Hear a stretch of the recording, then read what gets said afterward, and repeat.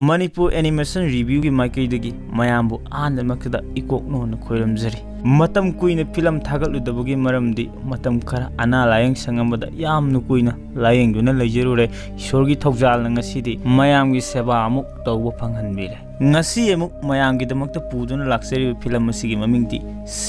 सिंग हाइरिबा film असी इंग 2013 release तौखिबा अदुंबा फिल्म अमनी फिल्म असिगी डायरेक्टर दा गैरेथ जेनिंग्स प्रोड्यूसर दा जेनेट हेली अमदी क्रिस फिल्म असिगी खोंजेलगी सक्तम लांगलिबी सिगी मिंग खरदंग पंजरबदा बस्टर मून की सक्तम दा मैथ्यू एमसी मिस कार्ली की सक्तम दा गैरेथ जेनिंग्स मीना की सक्तम दा टोरी केली माइक की सक्तम दा सेट एमसी फर्लैंड रोसिता की सक्तम दा जेनिफर जोनी की सक्तम दा टोरेन इगरटोन अर्श की सक्तम दा स्कारलेट जॉनसन गंटर की सक्तम दा निक क्रोल मिस नैना नूडलमैन की सक्तम दा लांगनिबी जेनिफर हडसन फिल्म सिना फंखिबा रेटिंग सिंग खरदंग पंजरबदा IMDb दा 10 की मनुंग 7.1 की रेटिंग फंगबंगम की रोटन टोमेटोस ता 71% मेटाक्रिटिक्स ता 59% अमदी गूगल यूजर्स सिंग 79% की लाइक पीबा अदुम फिल्म अमनी फिल्म मसी नंबर संग की सेंफमना 75 मिलियन संग की हाई फिल्म मसीना वर्ल्ड वाइड कलेक्शन ओइना तानबंगम किबना 634.2 मिलियन तानबंगम की हाई अइना फिल्म मसी एक्सप्लेन तौजबा मतमदा सोइखिबा लानखिबा यावरगसु इरेसा अमनी खन्नंगपियो फरे दुदी मैं फिल्म लमदा मायन सिनमिनरसे फिल्म असिगी अहानबा सिनमक्तदा थिएटर अमगी ममांगदा यामलबा मियाम सिंगना इसै येंगबा संगनाबगीदमक्ता थिएटर अदो क्रिक क्रिक इनाबा हाबदो ओइरम थिएटर अदुगी स्टेज सिनबा लांगबा लैरिबा मियोइसिंग अदुना थिएटर की ममांगदा खारिबा पदार अदो याम तमलपना हांगतोरकलम खंगहौदना मतम असिगी फावरबा सैसक्पि मयामगी मिसनेना फजरबा फिजोल फजरबा सहेक सैदागा लोइनाना यामना इंग तपना थोलक्तुना इसै सक्तुना सिंग अमगे मथक्ता काखतपगी सक्तमदा मयामदु उहल्लम थिएटर असि असुकी मतिक फजरमी लैरिबा थीम सिंग असे असुकी मतिक येंगबदा मिटफम होंगबा नाइद्रबा थीम हाइबदो ओइरमी अदुदा नतना लैरिबा ऑडियंस मयाम सिंग किसु इसै असे ताबदा मयादा हइंग चंगबा खंगदगी ममित कुपनि खंगदबा मखै इसै असे तानारमे खंगहौदना खोंजेल अमदा असुमना हाइरगी असिगुम मतौ असिबु इसम समबा मिसक अमना थिएटर असिबु असुकी मतिक नुखिजरमी थमोइदा खोइदाजरमी थिएटर असिदा लैरिबु खुदिंगमकपु लाइट साउंड सीनरी सिंग असिबु महांगना असुकी मतिक खोइदाजबा पामजबा हाइबदो ओइरम महाक असि सही थरु खता ngairiba adumba कोलाबियर मने महाकी एमदी कोलाबियर अमु ओइना अहान स्पेस चतबा हाइबसि महाकी ड्रीम ने अदुबु खंगहौदना थिएटर असिदा लाखिबदगी महाकी ड्रीम मदो सेंस तौखि कनागुंबा खरना हाइनै महाक असे चावलक्लबा मतुंगदा अफावबा सिटी असिगी सोमेन अमा सोइदना ओइरगनि हाइना अदुगा कनागुंबा खरनासु असुमना हाइबि महाक्ति अंगांग मसागुंबनि अंगावबनि हाइदुना अदुबु अइना मयामदा हाइ अंगकपा अमसुक मैजिक से लाइन ओइरकपा नते महाकी मिंगना बस्टर मून असी फिल्म असिगी ओइना मेन प्रोटैगनिस्ट नि बस्टर मून ना महाकी एंटरटेनमेंट हिस्ट्री अमा सेमगतनाबा कन्ना होनारमे ओंथोरक्तुना अइ बस्टर मून नि हेक हागे तौबगा नाकंदगी थोंगदो यान कन्न थिलकलमे मिस्टर मून थोंगसे हांगो हाजुना मयामना कन्न मपानदगी लौसिलकलमे महाकी सेक्रेटरी ओइरिबा मिस कार्ली चंगलक्तुना गुड मॉर्निंग मिस्टर मून हाजुना हाइरे अदुगा मिस्टर मून ना मिस कार्ली दा हंगलमे कैदौबा यावरे मिस कार्ली हाइना नंगु उनगदबगी मी मयाम अमना नंगु ngaiduna leiri haijuna mister Moon miss Carly की वहाइदो तावदा असुकी मतिक हराव मनखिदना महाकना थोंनावदगी हांगतोकलगा येंगलुदा मी मयामना माबु उनगदबगी थोंग थिलिबदुदा मिस्टर मून नमखै लेतना हरावखि अदुगा मिस्टर मून मथनता हाइजरम होली मोली अइ तसेंगना अइगी सोदु मयामना यामना पामनरबा जाला हाइना मसा मतनता खंजरमे मिस्टर मून असुकी मतिक नुंगाइरबा मंगलानगी फुरा अमा सागलमे अदुबु मिस्टर मून सागचरिबा मंगलानगी फुरा अदो मिस कार्लीगी वहाई अमदा मिस्टर मूनगी मंगलानगी फुरा अदुबु निखाइखिरमे मिस कार्लीना असुमना हाइरे मखोइसिंग असे ngaranggi लासोगी स्टेज स्क्रिप्ट कांगु ngakani पैसा थौबा लाक्लिनी हाइदुना हाइरे वहाई अदु ताबदगी मून माकी खावदो यानसिलगा अइ ngahak lerga call toroke hairaga thokpa hawraklame miss कार्लीना ओ हंतक मतंग सिदि अइ कै हाइना खुमो हाइजुना हंगलए मुन्ना हाइरे अइ चाक चाबा मपाना थोकी हायु हाइरगा मुन्ना फोटो अमा हाइदोक्तुना महाकी अरोन लंबीदा महा कुमथरक्तुना थोलए मतंग असिदा अखोइना मिस्टर मून असि असुकी मतिक कदर तौबा सलाक फलाक तौबा महाकी शो से सिटी असिदा कनामता येंबिद्रे कनामतना पाम्बिद्रे महाकसे 420 हाइबसे ꯑꯩꯈꯣꯏꯅ ꯈꯪꯕ ꯉꯝꯂꯦ ꯃꯤꯁꯇꯔ ꯃꯨꯟ ꯁꯥꯏꯀꯜ ꯑꯃ ꯊꯧꯔꯒ ꯊꯣꯛꯂꯛꯏ ꯑꯗꯨꯒ ꯁꯣꯝꯗꯅ ꯈꯣꯏꯁꯥꯎꯅꯔꯕ ꯁ꯭ꯇꯦꯖ ꯀ꯭ꯔꯤꯎ ꯀꯥꯡꯕꯨꯗꯨꯅ ꯃꯤꯁꯇꯔ ꯃꯨꯟ ꯊꯣꯡ ꯍꯥꯡꯉꯣ ꯍꯥꯏꯗꯨꯅ ꯁꯥꯎꯅ ꯊꯣꯡ ꯊꯤꯟꯗꯨꯅ ꯂꯩꯍꯧꯏ ꯃꯤꯁꯇꯔ ꯃꯨꯟꯅꯁꯨ ꯁꯥꯏꯀꯜ ꯑꯗꯣ ꯁꯤꯇꯤ ꯃꯅꯨꯡꯗ ꯀꯥꯔꯟ ꯇꯥꯅ ꯊꯧꯗꯨꯅ ꯆꯠꯂꯝꯃꯤ ꯁꯤꯟ ꯑꯁꯤꯗ ꯑꯃꯨꯛ ꯑꯩꯈꯣꯏꯅ ꯎꯕ ꯐꯪꯂꯦ ꯋꯥꯜ ꯑꯃꯗ ꯉꯥꯊꯗꯨꯅ ꯏꯁꯩ ꯐꯖꯅ ꯁꯛꯂꯤꯕ ꯅꯨꯄꯥ ꯑꯃ ꯅꯨꯄꯥ ꯑꯁꯤꯒꯤ ꯃꯃꯤꯡꯅ ꯖꯣꯅꯤꯒꯤ ꯏꯃꯨꯡ ꯃꯅꯨꯡ ꯑꯁꯤ ꯍꯤꯡꯅꯕꯒꯤꯗꯃꯛꯇ ꯍꯨꯔꯥꯟ ꯆꯤꯟꯊꯤ ꯇꯧꯕ ꯕꯦꯡꯛ ꯂꯨꯠ ꯇꯧꯕ ꯍꯥꯏꯁꯤꯅ ꯃꯈꯣꯏꯒꯤ ꯊꯕꯛ ꯑꯣꯏꯗꯨꯅ ꯂꯩꯔꯝꯃꯤ ꯑꯗꯨꯕꯨ ꯖꯣꯅꯤꯅꯗꯤ ꯍꯨꯔꯥꯟ ꯆꯤꯟꯊꯤ ꯇꯧꯕꯁꯦ ꯑꯁꯨꯛꯀꯤ ꯃꯇꯤꯛ ꯄꯥꯝꯂꯝꯗꯦ ꯖꯣꯅꯤꯒꯤ ꯄꯥꯝꯖꯕꯗꯤ ꯁꯤꯡꯒꯔ ꯑꯃ ꯑꯣꯏꯕ ꯍꯥꯏꯕꯁꯤꯅꯤ ꯃꯊꯪꯗ ꯑꯃꯨꯛ ꯐꯖꯔꯕ ꯁꯩꯁꯛꯀ ꯂꯣꯏꯅꯅ ꯏꯁꯩ ꯁꯛꯂꯤꯕ ꯅꯨꯄꯤ ꯑꯁꯤꯒꯤ ꯃꯍꯥꯛꯀꯤ ꯃꯃꯤꯡꯅ ꯔꯣꯁꯤꯇꯥ ꯏꯁꯩ ꯑꯁꯤ ꯑꯁꯨꯛꯀꯤ ꯃꯇꯤꯛ ꯄꯥꯝꯖꯔꯝꯃꯤ ꯑꯗꯨꯕꯨ ꯃꯍꯥꯛ ꯑꯁꯦ ꯌꯨꯝꯕꯥꯟꯕꯒꯤ ꯂꯝꯕꯤꯗ ꯆꯪꯁꯤꯜꯂꯨꯗꯨꯅ ꯆꯌꯥꯝ ꯄꯣꯛꯄ ꯍꯥꯏꯕꯗꯨ ꯑꯣꯏꯗꯨꯅ ꯃꯍꯥꯛꯁꯦ ꯏꯁꯩꯗꯤ ꯐꯖꯅ ꯁꯛꯏ ꯃꯍꯥꯛꯀꯤ ꯅꯨꯄꯥ ꯀꯨꯝꯊꯔꯛꯏ ꯕꯦꯕꯤ ꯑꯩꯒꯤ ꯒꯥꯔꯤꯒꯤ ꯁꯣꯗꯨ ꯎꯕ꯭ꯔꯥ ꯍꯥꯏꯗꯨꯅ ꯍꯪꯂꯛꯏ ꯔꯣꯁꯤꯇꯥꯅ ꯁꯣ ꯑꯗꯣ ꯄꯤꯔꯝꯃꯤ ꯑꯗꯨꯒ ꯔꯣꯁꯤꯇꯥꯅ ꯃꯍꯥꯛꯀꯤ ꯅꯨꯄꯥꯗ ꯑꯁꯨꯝꯅ ꯍꯪꯂꯛꯏ ꯑꯩꯒꯤ ꯏꯁꯩꯁꯦ ꯀꯃꯥꯏꯅ ꯇꯧꯒꯦ ꯍꯥꯏꯗꯨꯅ ꯃꯍꯥꯛꯀꯤ ꯅꯨꯄꯥꯅꯁꯨ ꯀꯩꯁꯨ ꯊꯧꯁꯥꯕꯤꯔꯝꯗꯦ ꯅꯪꯒꯤ ꯏꯁꯩꯗꯣ ꯌꯥꯝꯅ ꯐꯖꯔꯦ ꯕꯥꯠꯔꯨꯝ ꯁꯤꯡꯒꯔꯅꯦ ꯍꯥꯏꯕꯗ ꯆꯞ ꯆꯥꯔꯦ ꯍꯥꯏꯗꯨꯅ ꯑꯣꯏꯅ ꯀꯔꯦꯝꯅꯕꯤꯔꯝꯃꯤ ꯃꯊꯪꯗ ꯑꯃꯨꯛ ꯎꯠꯂꯛꯂꯤꯕ ꯁꯩꯁꯛ ꯑꯁꯤꯗꯤ ꯑꯁꯨꯛꯀꯤ ꯃꯇꯤꯛ ꯅꯍꯥꯁꯤꯡꯅ ꯌꯥꯝꯅ ꯄꯥꯝꯖꯕ ꯍꯥꯔꯠ ꯔꯣꯛ ꯃꯦꯇꯥꯂꯤꯀꯥꯒꯨꯝꯕ ꯑꯩꯈꯣꯏꯒꯤ ꯁꯝꯒ ꯐꯔ ꯍꯥꯏꯔꯒ ꯁꯛꯄ ꯑꯗꯨꯝꯕ ꯁꯩꯁꯛꯅꯤ ꯃꯍꯥꯛ ꯑꯁꯤꯒꯤ ꯃꯃꯤꯡꯅ ꯑꯁ ꯑꯁꯤ ꯏꯁꯩ ꯑꯁꯨꯛꯀꯤ ꯃꯇꯤꯛ ꯐꯖꯅ ꯁꯛꯏ ꯔꯣꯛꯁꯤ ꯑꯗꯨꯕꯨ ꯃꯍꯥꯛꯀꯤ ꯏꯁꯩ ꯁꯛꯄ ꯃꯇꯝꯗ ꯃꯍꯥꯛꯀꯤ ꯕꯣꯏꯐ꯭ꯔꯦꯟ ꯑꯣꯏꯔꯤꯕꯁꯤꯒ ꯃꯍꯥꯛꯀꯁꯦ ꯂꯤꯗ ꯁꯤꯡꯒꯔꯒꯤ ꯑꯃꯨꯛ ꯍꯦꯛꯇ ꯃꯨꯟꯅꯕ ꯑꯣꯏꯅ ꯃꯕꯥꯅꯤꯁꯦ ꯈꯟꯅ ꯆꯩꯅꯕ ꯇꯧꯔꯝꯃꯤ ꯃꯊꯪꯗ ꯑꯃꯨꯛ ꯑꯩꯈꯣꯏꯅ ꯎꯔꯤꯕ ꯑꯁꯤꯒꯤ ꯃꯤꯡꯅ ꯃꯤꯅꯥꯒꯤ ꯐꯦꯃꯤꯂꯤ ꯑꯁꯤ ꯃꯍꯥꯛꯀꯤ ꯒ꯭ꯔꯥꯟꯐꯥꯗꯔꯒꯤ ꯕꯥꯔꯗꯦ ꯅꯨꯃꯤꯠ ꯑꯣꯏꯔꯝꯃꯤ ꯕꯥꯔꯗꯦꯒꯤ ꯁꯣꯡ ꯑꯁꯤ ꯃꯌꯥꯝꯅ ꯁꯛꯅꯔꯝꯃꯤ ꯑꯗꯨꯕꯨ ꯃꯤꯅꯥꯅ ꯕꯥꯔꯗꯦꯒꯤ ꯀꯦꯛ ꯑꯗꯣ ꯄꯨꯁꯜꯂꯛꯂꯒ ꯃꯌꯥꯝꯒꯤ ꯃꯥꯡꯗ ꯕꯥꯔꯗꯦ ꯁꯣꯡ ꯑꯗꯨ ꯁꯛꯂꯛꯄꯗ ꯃꯤꯅꯥꯒꯤ ꯑꯁꯨꯛꯀꯤ ꯃꯇꯤꯛ ꯐꯖꯔꯕ ꯈꯣꯏꯊꯨꯝꯂꯕ ꯈꯣꯟꯖꯦꯜ ꯑꯗꯨ ꯇꯥꯕꯗ ꯍꯥꯟꯅ ꯁꯛꯑꯝꯂꯤꯕ ꯃꯌꯥꯝ ꯑꯗꯣ ꯆꯞ ꯂꯦꯞꯇꯨꯅ ꯌꯦꯡꯅꯔꯝꯃꯤ ꯃꯤꯅꯥꯒꯤ ꯃꯕꯨꯕꯣꯛꯅ ꯑꯁꯨꯝꯅ ꯍꯥꯏꯔꯛꯏ ꯃꯤꯅꯥ ꯅꯪꯗꯧꯅ ꯑꯩ ꯈꯣꯟꯖꯦꯜ ꯐꯖꯔꯝꯃꯗꯤ ꯑꯩꯅ ꯉꯍꯥꯟ ꯑꯐꯥꯎꯕ ꯁꯩꯁꯛꯄ ꯑꯃ ꯑꯣꯏꯔꯅꯤ ꯍꯥꯏꯗꯨꯅ ꯍꯥꯏꯔꯛꯏ ꯃꯤꯅꯥꯅꯁꯨ ꯃꯄꯨꯗ ꯑꯁꯨꯝꯅ ꯍꯥꯏꯔꯝꯃꯤ ꯑꯩꯁꯨ ꯑꯣꯏꯅꯕ ꯌꯥꯝꯅ ꯀꯟꯅ ꯍꯣꯠꯅꯔꯤ ꯄꯨꯄꯨ ꯍꯥꯏꯗꯨꯅ ꯍꯥꯏꯔꯝꯃꯤ ꯃꯤꯅꯥ ꯑꯁꯤ ꯑꯁꯨꯛꯀꯤ ꯃꯇꯤꯛ ꯏꯀꯥꯏ ꯊꯤꯒꯟꯕ ꯃꯤꯃꯥꯡꯗ ꯊꯣꯛꯄ ꯉꯝꯗꯕ ꯑꯗꯨꯝꯕ ꯃꯤꯁꯛ ꯑꯃꯁꯨ ꯑꯣꯏꯔꯝꯃꯤ ꯃꯊꯪꯗ ꯑꯩꯈꯣꯏꯅ ꯎꯔꯤꯕ ꯁꯛ ꯌꯥꯝꯅ ꯇꯥꯈꯠꯇꯨꯅ ꯕꯦꯟ ꯑꯃ ꯈꯣꯡꯗꯨꯅ ꯏꯁꯩ ꯁꯛꯂꯤꯕꯁꯤꯒꯤ ꯃꯃꯤꯡꯅ ꯃꯥꯏꯛ ꯑꯁꯤ ꯑꯁꯨꯛꯀꯤ ꯃꯇꯤꯛ ꯁꯛ ꯇꯥꯈꯠꯄ ꯃꯤ ꯎꯁꯤꯠꯇꯕ ꯅꯝꯕꯔ 1ꯅꯤ ꯃꯍꯥꯛꯅ ꯏꯁꯩ ꯁꯛꯂꯤꯉꯩ ꯃꯇꯝꯗ ꯃꯤꯅ ꯀꯔꯤꯒꯨꯝꯕ ꯅꯨꯡꯁꯤꯗꯅ ꯄꯩꯁꯥ ꯍꯥꯞꯄꯝꯕ ꯇꯥꯔꯒꯁꯨ ꯆꯨꯝꯅ ꯍꯥꯞꯄꯝꯗꯦ ꯍꯥꯏꯗꯨꯅ ꯆꯤꯡꯊꯔꯒ ꯈꯟꯅꯕ ꯉꯝꯕ ꯑꯗꯨꯝꯕ ꯃꯤꯁꯛ ꯑꯃꯅꯤ ꯃꯥꯏꯛ ꯏꯁꯩꯗꯤ ꯑꯁꯨꯛꯀꯤ ꯃꯇꯤꯛ ꯐꯖꯅ ꯍꯩꯕ ꯐꯖꯅ ꯁꯛꯄ ꯍꯥꯏꯕꯗꯨ ꯑꯣꯏꯔꯝꯃꯤ ꯁꯤꯟ ꯑꯁꯤꯗ ꯑꯃꯨꯛ ꯑꯩꯈꯣꯏꯅ ꯎꯕ ꯐꯪꯂꯦ ꯕꯁꯇꯔ ꯃꯨꯟ ꯑꯃꯗꯤ ꯃꯍꯥꯛꯀꯤ ꯃꯃꯥꯟꯅꯕ ꯏꯗꯤꯒ ꯂꯣꯏꯅꯅ ꯔꯦꯁꯇꯨꯔꯦꯟ ꯑꯃꯗ ꯐꯝꯕ ꯕꯁꯇꯔ ꯃꯨꯟꯅ ꯃꯍꯥꯛꯀꯤ ꯃꯃꯥꯟꯅꯕ ꯏꯗꯤꯗ ꯑꯁꯨꯝꯅ ꯍꯥꯏꯔꯝꯃꯤ ꯃꯍꯥꯛꯀꯤ ꯇꯧꯒꯗꯧꯔꯤꯕ ꯁꯣ ꯑꯁꯤꯒꯤ ꯄꯩꯁꯥ ꯊꯥꯗꯅꯕꯒꯤꯗꯃꯛꯇ ꯕꯁꯇꯔ ꯃꯨꯟꯅ ꯏꯗꯤꯗ ꯅꯥꯛꯆꯦꯛꯇ ꯏꯔꯩꯗꯨꯅ ꯍꯥꯏꯕ ꯍꯧꯔꯛꯂꯝꯃꯤ ꯏꯗꯤꯅ ꯃꯨꯟꯅ ꯍꯥꯏꯔꯛꯂꯤꯕ ꯋꯥꯍꯩ ꯑꯗꯣ ꯈꯪꯕꯗꯒꯤ ꯑꯁꯨꯝꯅ ꯍꯥꯏꯔꯛꯏ ꯑꯩꯒꯤ ꯏꯄꯥꯅ ꯅꯪꯉꯣꯟꯗ ꯄꯩꯁꯥ ꯊꯥꯗꯕꯁꯦ ꯄꯨꯡꯊꯤꯡ ꯊꯤꯡꯈ꯭ꯔꯦ ꯅꯪꯒꯤ ꯁꯣ ꯑꯗꯣ ꯀꯅꯥꯒꯨꯝꯕ ꯃꯤ ꯑꯃꯠꯇꯅꯁꯨ ꯄꯥꯝꯅꯗꯦ ꯀꯅꯥꯝꯇꯅꯁꯨ ꯌꯦꯡꯅꯗꯦ ꯍꯥꯏꯗꯨꯅ ꯃꯨꯟꯅ ꯈꯨꯝꯂꯛꯏ ꯆꯨꯝꯃꯦ ꯅꯪꯒꯤ ꯐꯥꯗꯔꯅ ꯍꯥꯏꯔꯤꯗꯣ ꯑꯗꯨꯕꯨ ꯍꯟꯗꯛꯀꯤ ꯁꯣ ꯑꯁꯤꯗꯤ ꯍꯤꯠ ꯆꯠꯂꯒꯗꯧꯕꯅꯤ ꯍꯦꯛ ꯍꯥꯏꯕꯒ ꯋꯦꯇꯔ ꯑꯃ ꯆꯪꯁꯤꯜꯂꯛꯂꯝꯃꯤ ꯃꯈꯣꯏꯗ ꯑꯆꯥ ꯑꯊꯛ ꯏꯅꯕꯒꯤꯗꯃꯛꯇ ꯂꯦꯞꯂꯛꯏ ꯃꯨꯟꯅ ꯋꯦꯇꯔꯗꯨꯗ ꯍꯥꯏꯈꯤ ꯉꯥꯏꯍꯥꯛ ꯂꯩꯔꯒ ꯀꯧꯔꯛꯀꯦ ꯍꯥꯏꯗꯨꯅ ꯊꯥꯗꯣꯛꯈꯤ ꯃꯨꯟꯅ ꯑꯃꯨꯛ ꯃꯍꯥꯛꯅ ꯉꯁꯥꯏ ꯍꯥꯏꯈꯤꯕ ꯋꯥꯁꯤꯡ ꯑꯗꯨ ꯑꯃꯨꯛ ꯍꯟꯅ ꯃꯈꯥ ꯇꯥꯔꯛꯏ ꯍꯟꯗꯛꯀꯤ ꯁꯣꯁꯤꯗꯤ ꯁꯨꯡꯁꯣꯏ ꯁꯣꯏꯗꯅ ꯍꯤꯠ ꯆꯠꯂꯒꯗꯧꯕꯅꯤ ꯁꯤꯡꯀꯤꯡ ꯀꯝꯄꯤꯇꯤꯁꯟꯅꯤ ꯍꯥꯏꯅ ꯏꯗꯤꯅ ꯍꯥꯏꯔꯛꯏ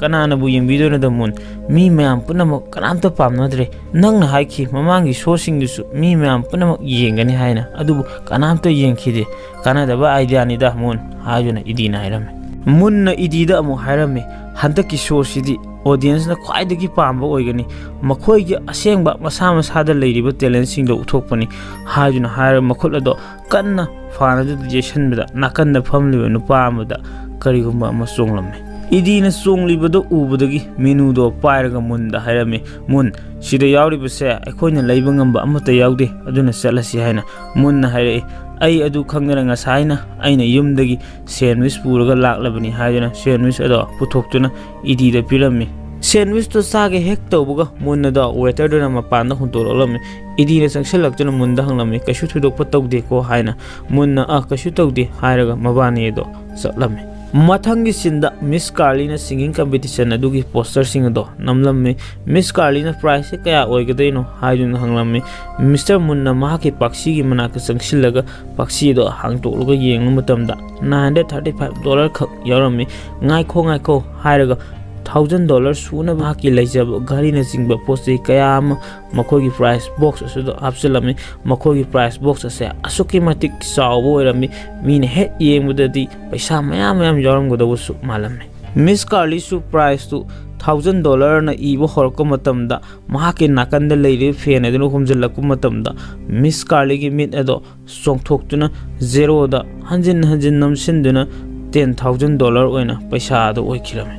मिस कार्ली ना पोस्टर नंबर लोरब थांगदोक्तुना पुथोरकना होनरिङै मतमदा मुन्ना थोंनावदो हांदोरकपदगी नुंसिना कन्मन्दना पोस्टर सिंगदो लोइनमक पाइथोखिरमे मखोइगी मदाउ यादबा लाइबक थीबा अमना मखोइना नमजरिबा पोस्टर दो सुम्मी लाली हाइना चेक तौनबा मखोइगी मुखत अमा फबो लेहौरमदे पोस्टर सिंग अदु सिटी अदुदा लैरिबा मिओइ मिपुंग खुदिंगमकी मफमदा मालंगमना पुरक्तुना यहोलमे इसैबु पामजबा इसैबु खोइदाजबा सिंगदी पोस्टर दो उबदा असुकी मतिक हराउजरमी अदुगा कनागुम्बा खरा प्राइस तो उबदगी फंगदबा यादे हाजना प्राइस द मिकादुना इसै कंपटीशन दो यावसु लांगनरमे मिस्टर मून नोंगालाबा मतुंग ब्रश नुंग तोकथोक्तुना ड्रेस लोशनदुना मागी चौकरीदुदा फमलमी मिस कार्लीना असुमना हाइरे मयाम अमा नंगबु ngaiduna leire हाजना मिस्टर मून हाइरे आई येंगे हाइरगा येंगलुबा मतमदा मियामना लेंगागा लेबदु उबदा मिस्टर मून अंगक फाउना असुमना हाइरे होली मोली तसेंगना अइना खंजबदु चुमलेदना हाइना मिस्टर मून हरावना ngमखै लेतबा मिसक हाइबदु ओइरामे माके बेस्ट फ्रेंड ओइरिबा इदीदा फोन तौदुना माके मियाम अदु मतेंग पांगनबुगिदमक्ता इदीबु कोरमे मिस कार्लीदा मिस्टर मून हाइरे गेट असे हांगतोलो ऑडिशन हौनबुगिदमक्ता हाइनिंगा लेतना कंपीटिटर सिंग असे असुकी मतिक यामनमे अदुगा मिस्टर मून ऑडिशन जु हौरमे ऑडिशन असिदा लांगनरिबा कंपीटिटर सिंग असे असुकी मतिक हैरबा यारमी सै मखल सुरे अतप्पा अरांगबा खुनुंगी सै लेबाक निंगबा लोइनमुक सुबा हाइबदु एरमे मसिदैसिदा टेलेंट लेरबा कयासु यावरि अदुगा पैसादा मिहौदुना करामदुना लाकपा खरसु यावरि इसैना महाके पुंसिनि खंजबा रोसितासु मवा मपुरोइबगी सेवा तौबा लोइरा मतुंगदा मसासिंग स्कूलदा थाखरा मतुंगदा महाकसु सिंगिंग कंपीटिशन दो नंगनबुगिदमुक्ता प्रप्रप लाक्सेरमे सिंगिंग कंपीटिशन असे असुकी मतिक कंपीटिटर सिंग असे यामना मरम ओजना मीडिया के म्यूई सिंगसु लाक्तना कंपीटिटर सिंग द वाहंग पाउंग हंगलमे अहानब नुपा अमा हंगु मतमदा सारसे करी तौबिबनो इसै सकपिब्रा हाइना हंगलु मतमदा कंपीटिटर दुन असुकी मतिक फजना पाउखुम पिरे ऐसे लेफ्ट टेक्नीशियन ओना होजिक लैजबनी अदुबु आइगी पोक्थोरकपदे इमागी खुदोल इसै सकपसिनी हाइना खुमलमे सक ताकत खरबा माइकना मीडिया दा असुमना हाइरमे ngasi sida competitor oina lakliba sing ase kanamtana aibu thoiba ngamoi prize sidi aina oiragadobani makhodi sum laksariba haibuduni haina mayamda yama takhatna hairame audition round sida mai rosita joni as gantar makhoi sing asidi asuki matik phajaba performance piba ngamkhe mayamdagi hena thoidok hendokna khwaidagi khonjel phajaraba minadi mahaki stage performance ahanba oibani na maha ado thakat mandana maha stage ta performance tawba ngamdana audition adudagi art oirakhe audition round loira matung da Buster Moon na ngasai tawkiba audition adugi se yenglaga mi khangkat nabgidamakta competitor sing adubu pull up lephalame competitor sing adudi Buster Moon hangkat handa sa to matamduda matamoida mihunna se asuki matik wangna songnarami Buster Moon na makhoi khar khangkalami aduga atai sing aduna mayumda hankirami wakhan yamna nuaitana yamna su thamoi sokna hannakibu kaya amasu yauri makhoi khara selection tawro matungda Buster Moon na list do yenglingaida mic na prize box da kakhalaga phamlaga asumna haire prize tu sigi manung sididi yaure ko haina hanglame Mikey wahangduda munna paukum pire yes yarabani Mike na haire aidi $100,000 se uningbana langtak na re haina Mikey wahai dudagi leiriba mayam dusu $100,000 da uningbani na hangto price box to asumna hainare munna su mayam da sure hangto ge haidun hairami mun khanghauduna wakhan nama lai ngasai Mike na $100,000 haikibudo Mike ta changchin amu hanglami nangna ngasa haikibudo kaino haina nakandagi idina haire mana haikibudo $100,000 haibani haina mun idigi manaka sangcinduna poster do lawruga yenglubada $100,000 orambudo mun tafong khangide wakhan asum chawkhalai matha asum saba henjilai Mr. Moon haifam da phom khangdaba haibadu oirami adubu munna sa asuki mati wakhal lausing leiba kadar phadar haiba ama oibanina noksinaraga poster do tasillaga hantu oga hairei ai so do kawramme ai lauthuge hairaga Miss Carly do Mr. Moon insin kiram khoisauna raba Mr. Moon na Miss Carly da nganglame Miss Carly su kaplaga asum leibudu ubuda Mr. Moon nungarak tujuna farese haiduna themname Miss Carly su ai soikre hairam laga thoke Idina Munda Nganglame, Karigino Moon, Nang Miss Scarlett and Ganglise, Madi Sahi Sani Surabi, a Mogasap Mana Rabasida, Nang among the Tabok Sinarubuda, Nangi Swibin Hai, Munamu Idida Hare, A Pesaki Tapugi, Haina, Idina Nolagare, oh, Mr. Moon, $100,000 higher no ome. Munna Idida Hiram, I am Mukta Kentucky, higher, Masama Tanta, I Husika the Winnie Makulado, Tasindana Kali, Kalabamatunda, Moon. Competitor sing mayang manga tholok tuna asum na hairame ngasi gidi mayam yumda loina mo hanbiro haijuna hairame selection tawraba competitor sing juna karigino haijuna hangnari munna nokphet tawraga mayam da asum na haire hayengdagi mayam ase fajana pun rehearsal tawro matungda grand finale ama singani sillibasida mayam se athoi ahen tanar matungda khwaidagi hena haiba miduda prize ase khusinaragani hairame mayam su mungi wahaidu tabda asuki matik harawrame munna amuk makhatana mayam da hairame mayam ngasi di kainarase fazana pothabiu asawo manglan kaya mongbiduna hairame mayam su hara harawna mayum pangna sena kirame Idina Sangsilaga Munda Hairame, wow, Mr. Moon, Manglan, so mongbiu, kaya the Pajakara speech no, Haidun Harame, Munna Mukumle, Aikange, Madu Pazedro, Aina High Cribido, Kari Sobayauge, Hayan, Kashuna Sungdana, Munado, Idido Kumle. Idiedo, Sauna Munda, Sumna, $900,000 do the Karai the Gitauba, Hain Hare, Munna, Madugi the Mokta Kashu Kalugano, Madugi the Mokta Lambi, Soidana Lakane Hain. Idina Munda Makatana, Asumna Harame, Aina Harishetau, Masigi Sosina Nangi Theatre Shibu, Kashukalo, Nang Huzik, Nako, Nungja, Mana Taduna Layrabani Haina, Munado, Kashuna Sungde, Kashukande, Magi Tama set to the Tolaga, Kakakirame. Asomdana Minadi, TV and Laga Tamoi Kajuna, Cup to the Lerame, Minagi Mamana Saksilak to the Timbirame. Nang mai thibanate masina taba atayate saur competition mayam amasu lakini karigi pungning shontaribano hajana pungning thogon pirame minage mabubok su sangsilaktuna hairame nang hayeng mak chalo aduga Mr. Munda hayo aigi chance amatang pibiu haina karigino nang nasan nasabu adu hakna thajaba manghanjariba haidana mathangda S ki sin amula ame S na mahaki boyfriend da wahi kaya hairame adubu mahaki boyfriend na di S na hairiba singado fajana tabiramde maramdi mahakti selection toroktorbanina S na mo yam nungsina asumna hairame aina pesado phanglabadi ibani gi oiba record studio mahangsi haina Mike street Sixabo and Makong dun laying da Musakmato Asuki Matic Nikijarabi Sankolabi Amana Maki Mamang da Power Saki with the Ubuda Mike Adu Nupidu da Ngauduna Tana Mahan Upai Sixabonado Kong Dun Inare. Asuminarakpada Nupidu nightclub amad Sankirame, Mike shoot Nupidugi Matungin a nightclub to Sangena Umatamda, security singna, Mike Edo, Sangalamde, Nupidu, Sanglam died, Yamna Nusira Miyangama, Mike the Inshilami, Mike shoot Nupidugi Miyang to the sack to the Tamoy, guide in a lewe. Matanga Johnny Gissin Namung Lame, Johnny say Harao around Mayum the Tong Hagdoctuna Sangla, Mapako in a Karimu plan, Matagdula Lerami, Mapana, Johnny the Hirame, Sida Sanglo, Nangi surprise over Amalay, Hajuna Hirame, Johnny Sangsinduna, Karino. Karamba plano hajana mapada hanglami mapana sumna hairame sipba sidagi akoina 25 million ni gon huran bagi plan ni hajun hairame maduda mapana zoni gi huran basida dai ta oina ekoibu mafam aduda thinba amadi mafam adudagi ekoina huran ba roiraga lawba lakpagi driver gi dai ta se zoni gi mapana zoni da sinaram zoni su mapana hairiba singdo yaninglamde adubu upai di leite karidi tawni yabada dum taram Rosita nungdangi thabak losilaba matung masasing tumhalame magi nupa halaka matamda magi harau nungayo paodo tamge khanduna Rosita harau nungai jerame magi nupa dusu thabak halaka matamda asuki matik wabagi mawongda halaklame Rosita na mahaki nupa da mahak na ngasai tawjuruba singado harau nungai na pau tamjerame adubu mahaki nupa dudi tumthaduna lerame Rosita wakhal yamna nungai tabgi mawongda mungsu mungjana duna lerame adubu ngasai Munna hakiba waising ado ningsing loktuna Rosita da thauna ama laktuna upu hangtoktuna drill loktuna yengliba ekoi mayamda nokpet toksilami aduga yengliba ekoi mayamda amukasu maido pitpa ahum maida ngalhanbagi saktam ama uhalami nongalaglaga macha mapuroiba hogotringaida Rosita ado ngantana thokirame Rosita yamna haina singna record tawduna amadi automatic ta thamlamduna mahakna hana tawramba daily routine duga sab manana thamlamme mahaki masa singi sak pija pithakpa school tharamdai kholamdai amadi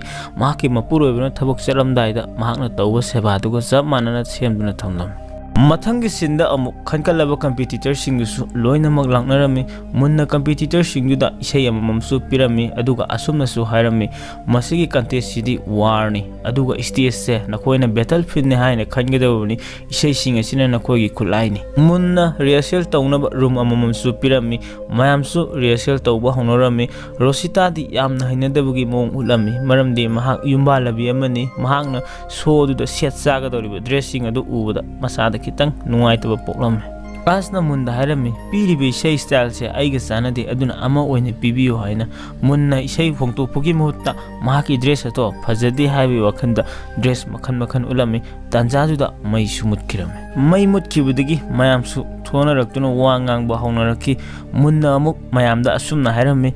ngayaktangdi mayam amamba sida oina rehearsal tawro haina Rosita na haire aidi ama pau udre kamdongna tawgadoina haina gantarna mahaki khawdagi ready ama satuoga mayedo ngalalami aduga haire mayam ngahaki di sina tawrosi kaino haidina haire munna amukasu haire hoine aduna tawromo ay amung laki hairam laga thoki Miss Scarlett mayam da haire mayam isai isagi reaction tawnaro haire mayam su harau harau reaction tawba sangna khiram mayam na mamang su khangbi khre munna se asuki matik kadar phadar haiba salak tawrogata hingba miyoy amani haibise mun matang asida su mahaki jek ado paiduna mai hurana bugidamakta laklami munna sum lakka matamda karigumba makandaba yadaba ama leibudagi munna do kalami adubu laibak thibudi munna do mahakna kalibudo yauba ngamduduna mahak taraki madauna mak yaridusu oyarna yanduna munna do panduna lerami munna yalaga leiribudo sapsana mina su thegnarami minana munda asumna hairami Mr. Moon nang aibudi ningsinglamnaro ai ngarangi audition do yoromi hairaga wadu makata ge tawga munna aibu mathakta amukta thangalu hairami minana thangalame munna do mathakta mahakna pairakliba jek ado pairaga salame aduga minana su magi matung inaraga asumna hairae Mr. Moon ai nangi cake pore iye aigi second chance amatang pibiyo haina munna ngahak leraga wari sana sikit hairaga munna do mayedo samjilame munna madi mina sanglai munna minada stage ki padar haido halame mai singsu thalalame aduga munna minada asumna hairami stage sembada yaunaba minadi isai competition do amuk hanna chance ama pibiyo haijuna haijagena lakuni adubu mina se khoin mamang su khangkhre makse haingam tongamdaba nupi macha ama oebra mahak adum yakhirame mina manungda mayamna rehearsal tawphamduda sanglai mayamna rehearsal tawribudu ubada mina yamna ngakna yenglaga mathanta asumna haire awesan haina aduga nakandage sak takhatkraba maido thololaga haram awesan naba price kidi kemta khalurone ibema price di ayi oirabani haiduna hairam mighty price tu mana lawraga dawani khanduna bank tagi loan ge lawraga car ga leithaduna mahakna pamjari bu nupi dugi mamangda car ga thaujinduna gas mayam ulami mahakna pamjari bu nupi do bar manung duga sangminnaduna asuki matik aroibi thakta mic masti toktharame asna mangonda saona piraiba isegi mayektu magi boyfriend da yenghalami magi boyfriend do kalak boy khaman boy nungai ta boy astoin karem nabirami asna haire masigi seisa engonda kya sanade aduna ai sana ijeba isai may oina sake tawri haina haire magi boyfriend ngaiko nangi isai may nangni ijeba haiba haiduna haire asna haiduna kumlai boyfriend duna makhata na haire nang price to pamlabudi munna piraiba isai do adum sau haina asna makhata na kumlai kaigi aibu isagi isai meg iba haitaba miro haina maki boyfriend amu makhata na kumlai isai meg iba habise mi khuding mang heta iba ngamba nate adu leibani haijun hairam mina train tongduna mayumda halai mina bu okadabugi makhogi family mayam amanga juna lerami mina ge mabubokna mina da asum nang lai nang shodu da yawraba natra haina ꯃꯤꯅꯥ ꯍꯥꯏꯐꯝ ꯇꯧꯐꯝ ꯈꯪꯂꯝꯗꯦ ꯌꯥꯎꯗꯤ ꯌꯥꯎꯔꯦ ꯑꯗꯨꯕꯨꯅ ꯃꯍꯥꯛꯅ ꯋꯥ ꯃꯈꯥ ꯇꯥꯒꯦ ꯍꯦꯛ ꯇꯧꯕꯒ ꯌꯥꯎꯔꯦ ꯍꯥꯏꯕ ꯄꯥꯎꯈꯨꯝꯗꯣ ꯇꯥꯕꯗ ꯃꯈꯣꯏꯒꯤ ꯐꯦꯃꯤꯂꯤ ꯃꯌꯥꯝ ꯑꯗꯣ ꯆꯦꯟꯁꯤꯜꯂꯛꯇꯨꯅ ꯃꯤꯅꯥꯕꯨ ꯀꯣꯜꯂꯝꯃꯤ ꯑꯁꯨꯛꯀꯤ ꯃꯇꯤꯛ ꯅꯨꯡꯁꯤꯅ ꯇꯧꯔꯝꯃꯤ ꯃꯤꯅꯥꯅ ꯋꯥ ꯑꯇꯩ ꯑꯇꯩ ꯍꯥꯏꯒꯦ ꯇꯧꯕꯗꯨꯁꯨ ꯋꯥ ꯑꯗꯣ ꯍꯥꯏꯍꯟꯗꯕ ꯄꯠ ꯊꯠꯂꯒ ꯑꯇꯩꯅ ꯑꯣꯏꯅ ꯍꯥꯏꯖꯤꯟꯅꯔꯝꯃꯤ ꯐꯦꯃꯤꯂꯤ ꯃꯌꯥꯝꯅ ꯃꯤꯅꯥ ꯀꯝꯄꯤꯇꯤꯁꯟꯗ ꯌꯥꯎꯔꯦꯅ ꯍꯔꯥꯎꯗꯨꯅ ꯃꯤꯅꯥꯒ ꯂꯣꯏꯅꯅ ꯐꯣꯇꯣ ꯃꯌꯥꯝ ꯑꯃꯁꯨ ꯀꯥꯞꯃꯤꯟꯅꯔꯝꯃꯤ ꯖꯣꯅꯤꯁꯨ ꯃꯄꯥꯅ ꯒꯥꯔꯤ ꯊꯧꯕꯒꯤ ꯇ꯭ꯔꯦꯅꯤꯡ ꯇꯧꯔꯝꯃꯤ ꯖꯣꯅꯤꯅ ꯊꯧꯔꯤꯕ ꯒꯥꯔꯤꯗꯣ ꯑꯁꯨꯛꯀꯤ ꯃꯇꯤꯛ ꯇꯞꯅ ꯊꯧꯔ ꯃꯄꯥꯅ ꯍꯥꯏꯔꯝꯃꯤ ꯍꯨꯔꯥꯟꯕ ꯑꯩꯈꯣꯏꯅ ꯒꯥꯔꯤ ꯑꯁꯨꯌꯥꯝꯅ ꯇꯞꯅ ꯊꯧꯔꯒꯗꯤ ꯍꯨꯔꯥꯟꯕ ꯉꯝꯂꯔꯣꯏ ꯍꯥꯏꯅ ꯖꯣꯅꯤꯁꯨ ꯒꯥꯔꯤꯗꯣ ꯑꯁꯨꯛꯀꯤ ꯃꯇꯤꯛ ꯀꯟꯅ ꯊꯧꯔꯝꯃꯤ ꯃꯄꯥꯅ ꯍꯥꯏꯈꯤꯕ ꯋꯥꯍꯩ ꯑꯗꯨꯗꯒꯤ ꯁꯥꯎꯅꯤꯡꯗꯅ ꯖꯣꯅꯤꯅ ꯀꯟꯅ ꯊꯧꯕ ꯍꯦꯟꯃꯟꯗꯅ ꯃꯄꯥꯗꯣ ꯊꯣꯝꯈ꯭ꯔꯕꯣꯏ ꯅꯤꯡꯂꯝꯃꯤ ꯖꯣꯅꯤꯁꯨ ꯑꯁꯨꯛꯀꯤ ꯃꯇꯤꯛ ꯄꯥꯈꯠꯂꯝꯃꯤ ꯃꯄꯥꯗꯨ ꯃꯍꯥꯛꯅ ꯇꯁꯦꯡꯅꯃꯛ ꯊꯣꯝꯈ꯭ꯔꯕ ꯍꯥꯏꯗꯨꯅ ꯑꯗꯨꯕꯨ ꯌꯥꯝꯅ ꯊꯥꯖꯗꯅ ꯃꯄꯥꯗꯣ ꯅꯥꯀꯟꯗꯒꯤ ꯊꯣꯛꯂꯛꯂꯒ ꯍꯔꯥꯎꯅ ꯍꯥꯏꯔꯛꯏ ꯒꯥꯔꯤ ꯊꯧꯕ ꯍꯥꯏꯁꯤꯗꯤ ꯑꯁꯨꯝꯅ ꯊꯧꯒꯗꯧꯕꯅꯤ ꯍꯥꯏꯅ ꯃꯥꯅ ꯁꯦꯝꯖ ꯁꯥꯖꯔꯝꯃꯤꯕ ꯃꯌꯥꯝ ꯑꯗꯣ ꯐꯖꯅ ꯊꯕꯛ ꯑꯣꯏꯅ ꯄꯥꯡꯊꯣꯛꯑꯝꯕꯗꯨ ꯎꯕꯗ ꯔꯣꯁꯤꯇꯥ ꯑꯁꯨꯛꯀꯤ ꯃꯇꯤꯛ ꯍꯔꯥꯎꯅ ꯅꯤꯡꯂꯝꯃꯤ ꯃꯃꯥ ꯑꯣꯏꯕꯤ ꯑꯃꯅ ꯊꯕꯛ ꯐꯅ ꯆꯠꯂꯕꯁꯨ ꯃꯍꯥꯛꯀꯤ ꯃꯆꯥ ꯅꯨꯡꯁꯤꯕꯗꯤ ꯃꯊꯥꯅꯨꯡꯗ ꯂꯩꯕꯅꯤꯅ ꯃꯆꯥꯁꯤꯡꯅ ꯇꯨꯝꯂꯤꯕ ꯑꯗꯣ ꯔꯣꯁꯤꯇꯥ ꯊꯣꯡ ꯍꯥꯡꯇꯣꯛꯇꯨꯅ ꯌꯥꯝꯅ ꯅꯨꯡꯁꯤꯅ ꯌꯦꯡꯖꯔꯝꯃꯤ ꯔꯣꯁꯤꯇꯥ ꯃꯥꯒꯤ ꯅꯨꯄꯥꯒꯤ ꯃꯅꯥꯛꯇ ꯇꯨꯝꯕ ꯆꯪꯂꯛꯏ ꯍꯅꯤ ꯉꯁꯤꯗꯤ ꯊꯕꯛ ꯀꯃꯥꯏ ꯇꯧꯒꯦ ꯍꯥꯏꯗꯨꯅ ꯍꯪꯂꯝꯃꯤ ꯃꯍꯥꯛꯀꯤ ꯅꯨꯄꯥꯅ ꯉꯍꯥꯟꯈꯩꯒ ꯑꯗꯨꯝ ꯍꯥꯃꯨꯅꯤꯗ ꯆꯞ ꯃꯥꯟꯅꯩꯗ ꯍꯥꯏꯅ ꯈꯨꯝꯂꯛꯏ ꯐꯔꯦ ꯅꯨꯄꯤ ꯌꯥꯝ ꯋꯥꯔꯦ ꯇꯨꯝꯕꯁꯤ ꯒꯨꯗ ꯅꯥꯏꯠ ꯍꯥꯏꯔꯒ ꯃꯍꯥꯛꯀꯤ ꯅꯨꯄꯥꯗꯨꯁꯨ ꯇꯨꯝꯈꯤ ꯃꯊꯪꯒꯤ ꯁꯤꯟꯗ ꯃꯨꯟꯅ ꯄꯥꯏꯞꯀꯤ ꯏꯁꯤꯡ ꯑꯍꯣꯕꯗꯣ ꯃꯦꯜꯂꯝꯃꯤ ꯀꯨꯝꯊꯔꯛꯄ ꯃꯇꯝꯗ ꯃꯌꯥꯝ ꯀꯥꯞꯃꯤꯟꯅꯕ ꯐꯣꯇꯣ ꯑꯗꯨ ꯎꯔꯝꯃꯤ ꯐꯣꯇꯣ ꯑꯗꯣ ꯃꯨꯟꯅ ꯌꯥꯝꯅ ꯅꯨꯡꯁꯤꯅ ꯇꯩꯊꯣꯛꯂꯒ ꯅꯤꯡꯁꯤꯡꯂꯛꯏ ꯃꯗꯨꯗꯤ ꯃꯍꯥꯛꯀꯤ ꯊꯤꯌꯦꯇꯔ ꯑꯗꯨꯕꯨ ꯁꯪꯒꯥꯕ ꯃꯇꯝꯗ ꯃꯍꯥꯛꯀꯤ ꯃꯄꯥꯒ ꯃꯍꯥꯛꯀ ꯌꯥꯝꯅ ꯅꯨꯡꯁꯤꯅ ꯂꯦꯡꯒꯣꯟꯅꯈꯤꯕꯗꯣ ꯃꯤꯁ ꯀꯥꯔꯂꯤ ꯆꯪꯂꯛꯂꯒ ꯍꯥꯏꯔꯛꯏ ꯖꯨꯗꯤꯠ ꯕꯦꯡꯛꯇꯒꯤ ꯂꯥꯛꯏ ꯍꯥꯏꯅ ꯃꯨꯟꯅꯗꯣ ꯄꯥꯈꯠꯅ ꯑꯁꯨꯝꯅ ꯍꯥꯏꯔꯛꯏ ꯀꯔꯤ ꯅꯠꯇꯦ ꯑꯩ ꯑꯌꯨꯛꯇ ꯐꯣꯟ ꯇꯧꯔꯛꯀꯦ ꯍꯥꯏꯈꯣ ꯍꯥꯏꯔꯝꯃꯤ ꯃꯨꯟꯒꯤ ꯋꯥꯈꯜꯗꯗꯤ ꯐꯣꯟ ꯂꯥꯛꯂꯕꯣꯏ ꯅꯤꯡꯗꯅ ꯃꯤꯁ ꯀꯥꯔꯂꯤꯅ ꯃꯗꯨ ꯑꯩ ꯍꯥꯏꯕ ꯉꯝꯂꯔꯣꯏ ꯃꯥꯗꯤ ꯁꯤꯗ ꯂꯩꯔꯦ ꯍꯥꯏꯔꯒ ꯖꯨꯗꯤꯠ ꯑꯗꯣ ꯆꯪꯂꯛꯏ ꯃꯤꯁꯇꯔ ꯃꯨꯟ ꯎꯄꯥꯏ ꯂꯩꯇ꯭ꯔꯗꯨꯅ ꯍꯥꯏ ꯖꯨꯗꯤꯠ ꯍꯥꯏꯗꯨꯅ ꯃꯈꯨꯠ ꯑꯗꯣ ꯍꯥꯏꯔꯝꯃꯤ ꯀꯔꯤ ꯍꯥꯏꯅꯈ꯭ꯔꯕꯅꯣ ꯈꯪꯗꯦ ꯖꯨꯗꯤꯠ ꯑꯗꯣ ꯁꯥꯎꯅ ꯍꯥꯏꯔꯒ ꯊꯣꯛꯂꯛꯏ ꯑꯩ ꯕꯦꯡꯀꯤ ꯊꯕꯛ ꯇꯧꯕꯅꯤ ꯆꯦꯔꯤꯇꯤꯒꯤ ꯊꯕꯛ ꯅꯠꯇꯦ ꯊꯥ ꯑꯁꯤ ꯐꯥꯎꯕꯒꯤ ꯃꯅꯨꯡꯗ ꯅꯪꯒꯤ ꯑꯦꯀꯥꯎꯟꯗ ꯄꯩꯁꯥ ꯍꯥꯞꯂꯛꯇ꯭ꯔꯕꯗꯤ ꯃꯨꯟꯅ ꯃꯔꯛ ꯊꯠꯂꯒ ꯑꯁꯨꯝꯅ ꯍꯥꯏꯔꯛꯏ ꯍꯟꯗꯛꯀꯤ ꯑꯔꯣꯏꯕ ꯊꯥꯁꯤꯗꯤ ꯑꯩꯒꯤ ꯁꯣꯁꯦ ꯁꯣꯏꯗꯅ ꯍꯤꯠ ꯆꯠꯂꯒꯅꯤ ꯁꯤꯇꯤ ꯑꯁꯤꯗ ꯃꯌꯥꯝꯅ ꯑꯃꯨꯛꯇ ꯎꯈꯤꯗ꯭ꯔꯤꯕ ꯃꯑꯣꯡꯗꯅꯤ ꯑꯩꯅ ꯇꯧꯔꯤꯕꯁꯦ ꯃꯁꯤꯒꯤ ꯒꯥꯔꯦꯟꯇꯤ ꯑꯩ ꯄꯤꯒꯦ ꯍꯥꯏꯔꯝꯃꯤ ꯖꯨꯗꯤꯠꯅ ꯍꯥꯏꯔꯝꯃꯤ ꯃꯤꯁꯇꯔ ꯃꯨꯟ ꯅꯪꯒꯤ ꯁꯣꯁꯦ ꯃꯌꯥꯝꯅ ꯑꯃꯠꯇ ꯄꯥꯝꯅꯗ꯭ꯔꯦ ꯅꯪꯅ ꯅꯪꯒꯤ ꯄ꯭ꯔꯣꯄꯔꯇꯤꯁꯤꯕꯨ ꯄꯥꯝꯂꯕꯗꯤ ꯑꯦꯀꯥꯎꯟꯗ ꯄꯩꯁꯥ ꯍꯥꯞꯂꯒ ꯅꯪ ꯑꯃꯨꯛ ꯔꯤꯑꯣꯄꯟ ꯇꯧꯖꯧ ꯍꯥꯏꯅ ꯍꯥꯏꯔꯝꯂꯒ ꯆꯠꯈꯤ ꯃꯨꯟ ꯈꯨꯝꯐꯝ ꯂꯩꯇ꯭ꯔꯗꯨꯅ ꯅꯣꯛꯁꯤꯟꯅꯔꯒ ꯑꯣꯀꯦ ꯍꯥꯏꯔꯒ ꯂꯩꯍꯧꯏ ꯃꯤꯁ ꯀꯥꯔꯂꯤ ꯆꯪꯁꯤꯜꯂꯛꯂꯒ ꯍꯪꯂꯛꯏ ꯍꯧꯖꯤꯛ ꯀꯔꯤ ꯇꯧꯕ ꯇꯥꯏ ꯃꯤꯁꯇꯔ ꯃꯨꯟ ꯍꯥꯏꯅ ꯃꯨꯟꯅ ꯈꯨꯝꯂꯝꯃꯤ ꯁꯦꯡꯅ ꯍꯥꯏꯔꯕꯗ ꯑꯩ ꯀꯩꯗꯧꯒꯗꯧꯅꯣ ꯈꯪꯗꯦ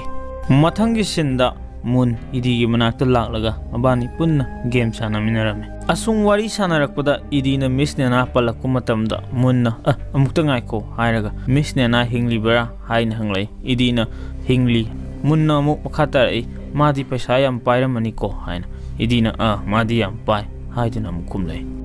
ꯃꯤꯁꯇꯔ ꯃꯨꯟ ꯋꯥꯈꯜ ꯑꯃ ꯂꯥꯛꯂꯝꯃꯤ ꯃꯤꯁ ꯅꯦꯅꯥ ꯑꯗꯨ ꯍꯤꯡꯂꯤ ꯍꯥꯏꯅ ꯇꯥꯕꯗꯒꯤ ꯃꯥꯏꯛ ꯁ꯭ꯇꯦꯖꯇ ꯊꯣꯛꯇꯨꯅ ꯏꯁꯩ ꯔꯤꯍꯔꯁꯦꯜ ꯇꯧꯔꯝꯃꯤ ꯃꯨꯟꯁꯨ ꯊꯋꯥꯏ ꯇꯥꯅ ꯌꯦꯡꯂꯝꯃꯤ ꯑꯗꯨꯕꯨ ꯁꯣꯏꯕꯗꯒꯤ ꯁ꯭ꯇꯦꯖ ꯃꯊꯛꯇ ꯍꯥꯞꯂꯤꯕ ꯂꯥꯏꯠ ꯑꯗꯣ ꯀꯦꯜꯂꯛꯄꯗꯒꯤ ꯀꯝꯄꯤꯇꯤꯇꯔ ꯑꯃ ꯁꯣꯛꯄꯗꯒꯤ ꯁꯥꯎꯗꯨꯅ ꯒ꯭ꯔꯨꯞ ꯑꯃ ꯏꯁꯩ ꯑꯁꯦ ꯌꯥꯎꯕ ꯉꯝꯂꯔꯣꯏ ꯍꯥꯏꯗꯨꯅ ꯆꯠꯈꯤꯔꯝꯃꯤ ꯃꯤꯁꯇꯔ ꯃꯨꯟ ꯒ꯭ꯔꯨꯞ ꯑꯗꯨꯕꯨ ꯈꯥꯝꯕ ꯉꯝꯗꯗꯨꯅ ꯒ꯭ꯔꯨꯞ ꯑꯗꯣ ꯑꯗꯨꯝ ꯆꯠꯈꯤꯔꯝꯃꯤ ꯃꯤꯁꯇꯔ ꯃꯨꯟ ꯆꯪꯁꯤꯜꯂꯛꯇꯨꯅ ꯃꯤꯅꯥꯗ ꯏꯁꯩ ꯁꯛꯄ ꯌꯥꯎꯅꯕ ꯍꯥꯏꯔꯝꯃꯤ ꯃꯤꯅꯥ ꯃꯤꯁꯇꯔ ꯃꯨꯟꯒꯤ ꯋꯥꯍꯩꯗꯣ ꯇꯥꯕꯗ ꯑꯁꯨꯛꯀꯤ ꯃꯇꯤꯛ ꯍꯔꯥꯎꯔꯝꯃꯤ ꯑꯗꯨꯕꯨ ꯃꯤꯅꯥꯒꯤ ꯊꯃꯣꯏꯗ ꯆꯤꯡꯅꯖꯕ ꯄꯥꯈꯠꯆꯕ ꯃꯃꯥꯡꯗ ꯁꯣꯏꯈꯤꯕꯗꯨꯅ ꯍꯟꯅ ꯑꯃꯨꯛ ꯃꯤꯌꯥꯝ ꯇꯤꯜꯂꯛꯑꯒ ꯁꯣꯏꯒꯗ꯭ꯔꯥ ꯍꯥꯏꯗꯨꯅ ꯄꯥꯈꯠꯇꯅ ꯃꯍꯥꯗꯣ ꯏꯁꯩ ꯁꯛꯄ ꯉꯝꯃꯣꯏ ꯍꯥꯏꯗꯨꯅ ꯍꯥꯏꯔꯝꯃꯤ ꯇꯥꯟꯖꯥ ꯑꯗꯨꯗ ꯖꯄꯥꯅꯤꯁꯀꯤ ꯀꯝꯄꯤꯇꯤꯇꯔ ꯀꯥꯡꯕꯨ ꯑꯗꯨꯁꯨ ꯅꯥꯀꯟꯗ ꯆꯪꯂꯛꯄꯗꯣ ꯃꯤꯁꯇꯔ ꯃꯨꯟꯅ ꯎꯔꯝꯃꯤ ꯃꯤꯁꯇꯔ ꯃꯨꯟꯅ ꯖꯄꯥꯅꯤꯁꯀꯤ ꯀꯝꯄꯤꯇꯤꯇꯔ ꯀꯥꯡꯕꯨꯁꯤꯡ ꯑꯗꯨꯒꯤ ꯃꯔꯛꯇ ꯆꯪꯁꯤꯜꯂꯛꯇꯨꯅ ꯃꯈꯣꯏꯁꯨ ꯁꯣ ꯌꯥꯎꯅꯕꯒꯤꯗꯃꯛꯇ ꯍꯥꯏꯔꯝꯃꯤ ꯑꯗꯨꯕꯨ ꯂꯥꯏꯕꯛ ꯊꯤꯕꯗꯤ ꯖꯄꯥꯅꯤꯁꯀꯤ ꯀꯥꯡꯕꯨ ꯑꯗꯣ ꯏꯪꯂꯤꯁ ꯈꯪꯗꯗꯨꯅ ꯃꯨꯟꯅ ꯍꯥꯏꯔꯤꯕꯗꯣ ꯀꯔꯤꯅꯣ ꯈꯪꯗꯗꯅ ꯃꯨꯟꯅ ꯃꯤꯁꯇꯔ ꯃꯨꯟꯗ ꯌꯦꯡꯂꯝꯃꯤ ꯃꯤꯁꯇꯔ ꯃꯨꯟ ꯄꯤꯈꯥꯎꯗꯒꯤ ꯗꯥꯏꯔꯤ ꯑꯃ ꯁꯠꯇꯣꯛꯂꯒ ꯃꯍꯥꯛꯅ ꯏꯁꯟꯖꯕ ꯖꯄꯥꯅꯤꯁꯀꯤ ꯃꯔꯣꯟꯗ ꯃꯈꯣꯏꯗ ꯍꯥꯏꯔꯝꯃꯤ ꯑꯗꯨꯕꯨ ꯃꯇꯥꯡ ꯑꯁꯤꯗ ꯌꯥꯝꯅ ꯅꯣꯛꯅꯤꯡꯂꯤꯕ ꯁꯤꯟ ꯑꯃ ꯑꯣꯏꯅ ꯖꯄꯥꯅꯤꯁꯀꯤ ꯀꯥꯡꯕꯨꯁꯤꯅ ꯃꯈꯣꯏꯒꯤ ꯃꯔꯣꯟꯗꯨꯗ ꯍꯥꯏꯔꯛꯄ ꯃꯇꯝꯗ ꯃꯈꯣꯏꯁꯦ ꯍꯔꯥꯎꯅ ꯃꯤꯁꯇꯔ ꯃꯨꯟꯗ ꯆꯪꯁꯤꯜꯂꯒ ꯍꯦꯟꯁꯦꯠ ꯇꯧꯔꯝꯒꯗꯧꯕ ꯃꯥꯜꯂꯤ ꯑꯗꯨꯕꯨ ꯂꯥꯏꯕꯛ ꯊꯤꯕꯗꯤ ꯖꯄꯥꯅꯤꯁꯀꯤ ꯀꯝꯄꯤꯇꯤꯇꯔ ꯑꯃ ꯊꯣꯛꯂꯛꯂꯒ ꯃꯤꯁꯇꯔ ꯃꯨꯟꯒꯤ ꯃꯃꯥꯏꯗ ꯑꯣꯏꯅ ꯈꯨꯄꯥꯛꯅ ꯊꯥꯔꯝꯂꯒ ꯆꯠꯈꯤꯔꯝꯃꯤ Rosita footstep semduna rehearsal tauba horome Gunter su sangsilaktuna yenglamme khanghaudana Rosita gi macha ama sanglaklaga Rosita na semli footstep singdo loinamuk sakhairami Rosita sauninglamme asu munna piribi sedo sakpa ngamloi haina hairami Mr. Munna asta hairami nang teenager oiriba nupi macha amani masi seise nangini hairaga dance tawduna munna aspu takpirami Johnny rehearsal tawbada concentration changba ngamlamde matangduda Johnny gi mapagi phone su laglammi uran chattaba yadre haidana Johnny su upay leitraduna Mr. Munda hairamlaga chatki as mayumda monda asukki matik nungairaga halai adubu laibuk tibidi magi boyfriend do nupi amaga loinaduna lerammi madudagi arsna sauduna magi boyfriend do mayumdagi tanthoklaga thonglon sanduna hik launa as ningba kaina kaptuna lehu Mighty prize to mana lowrani haiba matagomna asuki matik aroi bithakta nungai tholammi Mike dawya daba haigadra jor sanabada mahakna sit tawluduna sanaminariba bear singduna Mike bu hatkadobugi tanarai mathangi sinda idina lakliba lambida Mr. Moon ngaiduna lerami Mr. Moon na kadar arei bithak toksinduna idiga punna sangminnaduna Miss Nenagi manakta sangsilaklami Mr. Moon asi karama misakno haibadu ngasaidagi wari tabiriba mayamadi singsoi soidina khanglamlagani Mr. Moon ase asuki matik kadar phadar haiba salak phalaka tawroga hinglakwa miyoi amagumna akhoi mayamda ngasaidagi uhallakliba misa amani Mr. Moon na mahakna haijaba kadar phadar mahakki wangang sangang semduna Miss Nenagi thamoibu sumatnaba asuki matik hairami adu Miss Nena ase yaningdabagi mong tawrami adu munge wahai wata singduna Miss Nena ado konthangdadi yaraklammi Miss Nena na harau na yabiraklabada mun asuki matik haraurame mahaki show ado asuki matik mapung phaba mo oiragani haiba wakhalda numkhai leitaba haibadu oirame Mr. Moon na competitor mayamda hayeng grand finale tawragani Miss Nena su hayeng singsoi soidana laklagani haiduna mayamda hairami mayamsu asuki matik harauna ba haibadu oirame Mike na Miss Nena bu hujik phoba hingli barane haiduna hanglai Mr. Moon na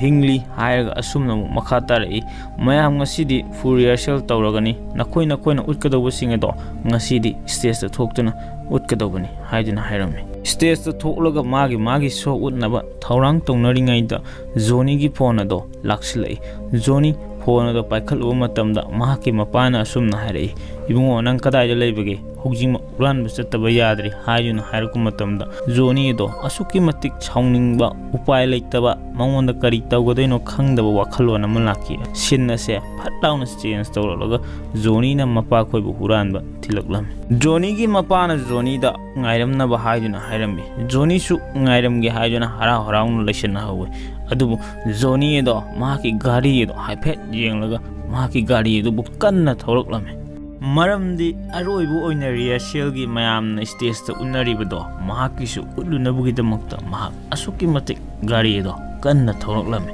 Mike magi performance do asuki matik phajana ulamlaga sangki mathangda mu ars ki utnaba hajuna kokthorei ars do wakhal asuki matik nungaitena tholei as wakhan yamna nungaitena kapli peri tawraga isai do sakba horami yengliba khoi mayamda ars ki mong ase nungaitaba natana asuki matik nungning ba haibudu oirami ars ase nungsi mai na maiwai ba haibudu oirami Rosita amadi Gunter sangsilaktuna ars ki pungning bu thawat pirami mathangda amuk kakthoralami Gunter amadi Rosita thoke tawbuga Johnny do hatu yamna pakhatna khoirangna Rosita da hairami noi mathangi da ullo noi gi se ai hana ullage haiduna haijerame Rosita Gunter na leiriba mongdu ubada Johnny da asumna hairai nungairaro Johnny mathangda ullo haiduna Johnny do matha saba henkalaklam Rosita isai saklaga tholakba holaklami adubu soibadagi Rosita kudi tidina tusilame Mr. Moon na Rosita do tusinkhibadagi makhoi do oiroi khangduna Johnny bu amu kokthoklami Johnny yamna hatu na piano do sa launa inthoraklaga isai do sakba horame Rosita wakhal yamna nungaitena tholai thongdo hangtokpaga Mike na makhadi tabro hajuna kaulai Mike na Rosita da mo hanglami mapanda beer humga leiba ubra haina koyeng yenglaga leite haina harammi Mike su thoklaga Rosita da karem narami ꯅꯪꯒꯤ ꯉꯁꯥꯏꯒꯤ ꯁꯣꯗꯣ ꯌꯥꯝ ꯐꯖꯩꯅꯦ ꯅꯪꯅ ꯅꯃꯥꯏꯗꯣ ꯎꯞꯁꯤꯜꯂꯒ ꯁ꯭ꯇꯦꯖꯇ ꯇꯥꯕꯗꯣ ꯍꯥꯏꯔ ꯀꯔꯦꯝꯅꯔꯝꯃꯒ ꯃꯥꯏ ꯆꯠꯈꯤꯔꯝꯃꯤ ꯔꯣꯁꯤꯇꯥ ꯋꯥꯈꯜ ꯑꯃꯨꯛꯀ ꯍꯦꯟꯅ ꯅꯨꯡꯉꯥꯏꯔꯝꯗꯕ ꯍꯥꯏꯗꯨ ꯑꯣꯏꯔꯝꯃꯤ ꯖꯣꯅꯤꯁꯨ ꯃꯥꯒꯤ ꯄꯔꯐꯣꯔꯃꯦꯟꯁ ꯑꯗꯣ ꯂꯣꯏꯔꯝꯂ ꯃꯇꯨꯡꯗ ꯃꯍꯥꯛ ꯒꯥꯔꯤ ꯑꯃꯨꯛ ꯀꯟꯅ ꯊꯧꯗꯨꯅ ꯃꯄꯥꯁꯤꯡꯕꯨ ꯂꯧꯕ ꯂꯥꯛꯂꯝꯃꯤ ꯑꯗꯨꯕꯨ ꯖꯣꯅꯤꯒꯤ ꯂꯥꯏꯕꯛ ꯊꯤꯕ ꯑꯃꯅ ꯂꯝꯕꯤ ꯑꯗꯣ ꯇ꯭ꯔꯥꯐꯤꯛ ꯖꯥꯝ ꯑꯣꯏꯗꯨꯅ ꯃꯍꯥꯛ ꯆꯠꯄ ꯌꯥꯗꯗꯨꯅ ꯂꯩꯔꯝꯃꯤ ꯖꯣꯅꯤꯒꯤ ꯃꯄꯥ ꯑꯩꯈꯣꯏꯁꯨ ꯍꯨꯔꯥꯟꯕꯗꯣ ꯂꯣꯏꯔꯗꯨꯅ ꯊꯣꯛꯂꯛꯂꯝꯃꯤ ꯑꯗꯨꯕꯨ ꯖꯣꯅꯤ ꯑꯗꯣ ꯀꯣꯌꯦꯡ ꯌꯦꯡꯂꯨꯕ ꯃꯇꯝꯗ ꯖꯣꯅꯤ ꯂꯩꯔꯝꯗ꯭ꯔꯦ ꯃꯗꯨꯗꯒꯤ ꯄꯨꯂꯤꯁꯅ ꯃꯈꯣꯏꯕꯨ ꯀꯣꯏꯇꯥꯟ ꯇꯥꯟꯅꯔꯛꯄꯗꯒꯤ ꯖꯣꯅꯤꯒꯤ ꯃꯄꯥ ꯄꯨꯂꯤꯁꯅ ꯐꯥꯈꯤꯔꯝꯃꯤ ꯃꯊꯪꯒꯤ ꯁꯤꯟꯗ ꯖꯣꯅꯤ ꯃꯄꯥ ꯎꯅꯕ ꯖꯦꯜꯗ ꯂꯥꯛꯂꯝꯃꯤ ꯃꯄꯥꯅ ꯖꯣꯅꯤꯗ ꯁꯥꯎꯅ ꯍꯪꯂꯝꯃꯤ ꯅꯪ ꯀꯗꯥꯏꯗ ꯆꯠꯂꯨꯏ ꯍꯥꯏꯅ ꯖꯣꯅꯤꯅ ꯑꯩ ꯊꯥꯎ ꯍꯥꯟꯕ ꯊꯣꯛꯎꯕꯅꯤ ꯍꯥꯏꯗꯨꯅ ꯈꯨꯝꯂꯝꯃꯤ ꯃꯄꯥꯅ ꯑꯣꯏꯗꯕ ꯉꯥꯡꯒꯅꯨ ꯍꯥꯏꯅ ꯈꯣꯜꯂꯗ ꯀꯟꯈꯠꯅ ꯍꯥꯏꯔꯛꯂꯝꯃꯤ ꯖꯣꯅꯤꯅ ꯃꯍꯥꯛꯀꯤ ꯃꯄꯥꯗ ꯃꯍꯥꯛꯅ ꯃꯇꯝ ꯀꯨꯏꯅꯗꯒꯤ ꯐꯨꯝꯗꯨꯅ ꯊꯃꯣꯏꯅꯨꯡꯗ ꯊꯝꯂꯛꯄ ꯋꯥꯍꯩ ꯑꯗꯣ ꯃꯍꯥꯛꯅ ꯉꯁꯤꯗꯤ ꯍꯥꯏꯔꯝꯃꯤ ꯕꯕꯥ ꯑꯩ ꯒꯦꯡꯁꯇꯔ ꯑꯣꯏꯕꯁꯦ ꯄꯥꯝꯗꯦ ꯑꯩꯒꯤ ꯑꯄꯥꯝꯕꯗꯤ ꯁꯤꯡꯒꯔꯅꯤ ꯍꯥꯏꯗꯨꯅ ꯍꯥꯏꯔꯝꯃꯤ ꯃꯄꯥꯅ ꯁꯥꯎꯅ ꯁꯤꯡꯒꯔꯕ ꯍꯥꯏꯗꯨꯅ ꯍꯥꯏꯔꯛꯏ ꯖꯣꯅꯤꯅ ꯊꯨꯅ ꯋꯥ ꯃꯔꯛ ꯊꯠꯆꯜꯂꯛꯏ ꯕꯕꯥꯒꯤ ꯕꯦꯜꯗ ꯂꯧꯊꯣꯛꯅꯕ ꯄꯩꯁꯥ ꯂꯩꯔꯦ ꯀꯝꯄꯤꯇꯤꯁꯟꯒꯤ ꯄ꯭ꯔꯥꯏꯖꯇꯣ $100,000ꯅꯤ ꯍꯥꯏꯗꯨꯅ ꯍꯥꯏꯖꯤꯜꯂꯝꯃꯤ ꯃꯄꯥꯅ ꯑꯩꯅ ꯉꯁꯤ ꯁꯤꯗ ꯂꯩꯔꯤꯁꯦ ꯅꯪꯒꯨꯝꯕ ꯏꯆꯥ ꯑꯃ ꯐꯪꯂꯨꯕꯒꯤꯅꯤ ꯅꯪꯅ ꯀꯩꯗꯧꯅꯨꯡꯗ ꯑꯩꯗꯧꯅ ꯇꯧꯕ ꯉꯝꯂꯣꯏ ꯃꯐꯝ ꯑꯃꯠꯇꯗ ꯆꯠꯂꯕꯁꯨ ꯍꯥꯏꯔꯝꯂꯒ ꯃꯄꯥꯗꯣ ꯋꯥ ꯃꯈꯥ ꯇꯥꯔꯝꯗꯅ ꯆꯪꯈꯤꯔꯝꯃꯤ ꯖꯣꯅꯤ ꯂꯥꯎꯗꯨꯅ ꯍꯥꯏꯔꯛꯏ ꯑꯩꯅ ꯕꯕꯥꯕꯨ ꯁꯣꯏꯗꯅ ꯂꯧꯊꯣꯛꯀꯅꯤ ꯄꯩꯁꯥꯗꯣ ꯐꯪꯂꯒ ꯍꯥꯏꯗꯨꯅ ꯋꯥꯁꯛꯂꯝꯃꯤ ꯖꯣꯅꯤ ꯃꯄꯥ ꯂꯧꯊꯣꯛꯅꯕꯒꯤꯗꯃꯛꯇ ꯄ꯭ꯔꯥꯏꯖ ꯕꯣꯛꯁꯇꯨ ꯍꯨꯔꯥꯟꯕ ꯂꯥꯛꯂꯝꯃꯤ ꯖꯣꯅꯤꯅ ꯄ꯭ꯔꯥꯏꯖ ꯕꯣꯛꯁ ꯑꯗꯨ ꯊꯥꯡꯒꯠꯇꯨꯅ ꯄꯨꯔꯒꯦꯅ ꯍꯦꯛ ꯇꯧꯕ ꯃꯇꯝꯗ ꯃꯈꯥꯗ ꯑꯩꯈꯣꯏ ꯃꯌꯥꯝꯒꯤ ꯁꯦꯂꯦꯛꯁꯟ ꯇꯧꯕꯒꯤꯗꯣ ꯐꯣꯇꯣꯒ ꯂꯣꯏꯅꯗꯨꯅ ꯂꯩꯔꯝꯃꯤ ꯃꯍꯥꯛ ꯃꯁꯥꯒꯤꯗꯣ ꯌꯦꯡꯖꯔꯨꯕ ꯃꯇꯝꯗ ꯅꯦꯆꯔꯦꯜ ꯕꯣꯔꯟ ꯁꯤꯡꯒꯔ ꯍꯥꯏꯗꯨꯅ ꯊꯥꯕꯗ ꯎꯕꯗ ꯄ꯭ꯔꯥꯏꯖ ꯕꯣꯛꯁ ꯑꯗꯨ ꯃꯍꯥꯛ ꯄꯨꯕ ꯉꯝꯂꯝꯗꯦ ꯊꯃꯣꯏꯗ ꯅꯨꯡꯉꯥꯏꯇꯕ ꯑꯃꯗꯤ ꯃꯌꯥꯝꯒꯤ ꯋꯥꯈꯜ ꯈꯟꯊꯔꯛꯇꯨꯅ ꯃꯍꯥꯛ ꯄ꯭ꯔꯥꯏꯖ ꯑꯗꯨꯕꯨ ꯍꯨꯔꯥꯜꯂꯝꯗꯦ ꯃꯤꯁ ꯀꯥꯔꯂꯤꯁꯨ ꯆꯪꯁꯤꯜꯂꯛꯂꯝꯃꯤ ꯖꯣꯅꯤ ꯃꯤꯁ ꯀꯥꯔꯂꯤꯗ ꯍꯥꯏꯖꯤꯜꯂꯝꯃꯤ ꯑꯩ ꯄꯤꯌꯥꯅꯣꯒꯤ ꯔꯤꯍꯔꯁꯦꯜ ꯈꯤꯇꯪ ꯇꯧꯒꯦ ꯍꯥꯏꯗꯨꯅ ꯂꯥꯛꯄꯅꯤ ꯍꯥꯏꯅ ꯖꯣꯅꯤ ꯃꯤꯁ ꯀꯥꯔꯂꯤꯒ ꯄꯨꯟꯅ ꯐꯝꯗꯨꯅ ꯃꯍꯥꯛꯀꯤ ꯄꯤꯌꯥꯅꯣ ꯑꯗꯣ ꯈꯣꯡꯂꯒ ꯏꯁꯩ ꯁꯛꯂꯝꯃꯤ ꯔꯣꯁꯤꯇꯥꯁꯨ ꯁ꯭ꯇꯣꯔꯗꯒꯤ ꯋꯥꯈꯜ ꯌꯥꯝꯅ ꯅꯨꯡꯉꯥꯏꯇꯅ ꯐꯨꯝꯕꯪꯅꯅ ꯄꯣꯠ ꯆꯩ ꯂꯩꯔꯝꯃꯤ ꯁ꯭ꯇꯣꯔꯗꯨ ꯐꯝꯂꯤꯕ ꯃꯤꯑꯣꯏꯁꯤꯡꯅ ꯂꯥꯎꯊꯣꯛꯂꯛꯂꯝꯃꯤ ꯃꯤꯅꯤꯠ 15 ꯐꯥꯎꯕꯒꯤ ꯃꯅꯨꯡꯗ ꯁ꯭ꯇꯣꯔꯁꯦ ꯀ꯭ꯂꯣꯖ ꯇꯧꯔꯒꯅꯤ ꯍꯥꯏꯅ ꯔꯣꯁꯤꯇꯥ ꯃꯍꯥꯛꯀꯤ ꯋꯥꯈꯜ ꯅꯨꯡꯉꯥꯏꯇꯕꯗꯨꯕꯨ ꯇꯞꯅ ꯇꯞꯅ ꯋꯥꯈꯜ ꯅꯨꯡꯉꯥꯏꯕꯔꯣꯝꯗ ꯄꯨꯁꯤꯜꯂꯛꯇꯨꯅ ꯃꯍꯥꯛ ꯗꯥꯟꯁ ꯇꯧꯗꯨꯅ ꯄꯣꯠ ꯆꯩ ꯂꯩꯕ ꯍꯧꯔꯛꯂꯝꯃꯤ ꯃꯍꯥꯛꯀꯤ ꯗꯥꯟꯁ ꯑꯁꯦ ꯑꯁꯨꯛꯀꯤ ꯃꯇꯤꯛ ꯐꯖꯩ ꯐꯤꯂꯝꯁꯦ ꯌꯦꯡꯗ꯭ꯔꯤꯕ ꯃꯤꯅꯗꯤ ꯈꯪꯂꯝꯃꯣꯏ ꯌꯦꯡꯂꯤꯕ ꯃꯤꯅꯗꯤ ꯑꯁꯨꯛꯀꯤ ꯃꯇꯤꯛ ꯐꯤꯂꯝꯁꯤꯒꯤ ꯃꯇꯥꯡ ꯑꯁꯤ ꯑꯩꯈꯣꯏꯗ ꯊꯧꯅꯥ ꯐꯪꯕ ꯋꯥꯈꯜ ꯅꯨꯡꯉꯥꯏꯇꯕ ꯀꯌꯥꯕꯨ ꯅꯨꯡꯉꯥꯏꯍꯟꯕ ꯉꯝꯕ ꯃꯇꯥꯡ ꯑꯃ ꯑꯣꯏꯔꯤ ꯔꯣꯁꯤꯇꯥꯒꯤ ꯗꯥꯟꯁ ꯑꯁꯦ ꯑꯁꯨꯛꯀꯤ ꯃꯇꯤꯛ ꯐꯖꯕꯅ ꯃꯔꯝ ꯑꯣꯏꯗꯨꯅ ꯁ꯭ꯇꯣꯔꯗ ꯂꯩꯔꯤꯕ CCTV ꯌꯦꯡꯂꯤꯕ ꯃꯤꯑꯣꯏꯁꯤꯡꯅ ꯐꯖꯔꯕ ꯋꯥꯍꯩꯒ ꯂꯣꯏꯅꯅ ꯄꯨꯛꯅꯤꯡ ꯊꯧꯒꯠꯄꯤꯗꯨꯅ ꯔꯣꯁꯤꯇꯥꯗ ꯂꯥꯎꯊꯣꯔꯛꯂꯝꯃꯤ ꯔꯣꯁꯤꯇꯥꯁꯨ ꯑꯁꯨꯛꯀꯤ ꯃꯇꯤꯛ ꯊꯃꯣꯏ ꯑꯗꯣ ꯍꯔꯥꯎꯖꯔꯝꯃꯤ ꯁꯣꯝꯗꯅ ꯁ꯭ꯇꯦꯖ ꯁꯦꯝꯅꯕꯒꯤꯗꯃꯛꯇ ꯃꯤꯅꯥ ꯑꯃꯗꯤ ꯃꯤꯁꯇꯔ ꯃꯨꯟ ꯏꯁꯤꯡ ꯍꯨꯔꯥꯟꯗꯨꯅ ꯃꯤꯡꯁꯦꯜ ꯀꯌꯥ ꯍꯨꯔꯥꯜꯂꯝꯃꯤ ꯁ꯭ꯀꯨꯏꯗꯁꯤꯡꯗꯁꯨ ꯍꯌꯦꯡ ꯂꯥꯛꯅꯕꯒꯤꯗꯃꯛꯇ ꯏꯟꯚꯥꯏꯠ ꯇꯧꯔꯝꯃꯤ ꯅꯣꯡꯉꯥꯜꯂꯕ ꯃꯇꯨꯡ ꯔꯣꯁꯤꯇꯥ ꯉꯟꯇꯥꯅ ꯃꯌꯨꯝꯗꯒꯤ ꯃꯣꯃꯣꯟ ꯅꯣꯛꯅ ꯊꯣꯛꯆꯔꯛꯂꯝꯃꯤ ꯑꯗꯨꯒ ꯃꯍꯥꯛꯀꯤ ꯃꯌꯨꯝꯗ ꯂꯩꯔꯤꯕꯁꯤꯡ ꯑꯗꯨꯗꯤ ꯃꯍꯥꯛꯀꯤ ꯃꯦꯆꯤꯟꯗꯨꯅ ꯑꯗꯨꯃꯛ ꯆꯂꯥꯏꯔꯝꯃꯒꯅꯤ ꯍꯥꯏꯕꯒꯤ ꯋꯥꯈꯟꯗ ꯃꯥꯒꯤ ꯅꯨꯄꯥꯅ ꯀꯥꯔꯒꯤ ꯁꯣ ꯎꯕ꯭ꯔꯥ ꯍꯥꯏꯅ ꯍꯪꯂꯛꯏ ꯑꯗꯨꯕꯨ ꯅꯨꯃꯤꯠ ꯑꯁꯦ ꯗꯥꯎ ꯌꯥꯗꯕ ꯅꯨꯃꯤꯠ ꯍꯥꯏꯒꯗ꯭ꯔꯥ ꯃꯍꯥꯛꯀꯤ ꯅꯨꯄꯥꯅ ꯕꯣꯜ ꯑꯃꯗ ꯅꯦꯠꯁꯤꯜꯂꯨꯕꯗꯒꯤ ꯕꯣꯜꯗꯨꯅ ꯀꯔꯤꯒꯨꯝꯕ ꯑꯃꯗ ꯊꯥꯔꯨꯕꯗꯒꯤ ꯁꯦꯔꯥꯟ ꯇꯨꯔꯥꯟ ꯇꯧꯔꯛꯇꯨꯅ ꯃꯍꯥꯛꯀꯤ ꯃꯆꯥꯁꯤꯡ ꯑꯃꯗꯤ ꯃꯍꯥꯛꯀꯤ ꯅꯨꯄꯥꯁꯤꯡꯗꯣ ꯄꯨꯟꯅ ꯗꯥꯏꯅꯤꯡ ꯇꯦꯕꯜꯒꯤ ꯀꯨꯞꯄꯤꯕ ꯐꯤꯗꯨꯅ ꯌꯣꯝꯁꯤꯜꯂꯝꯃꯤ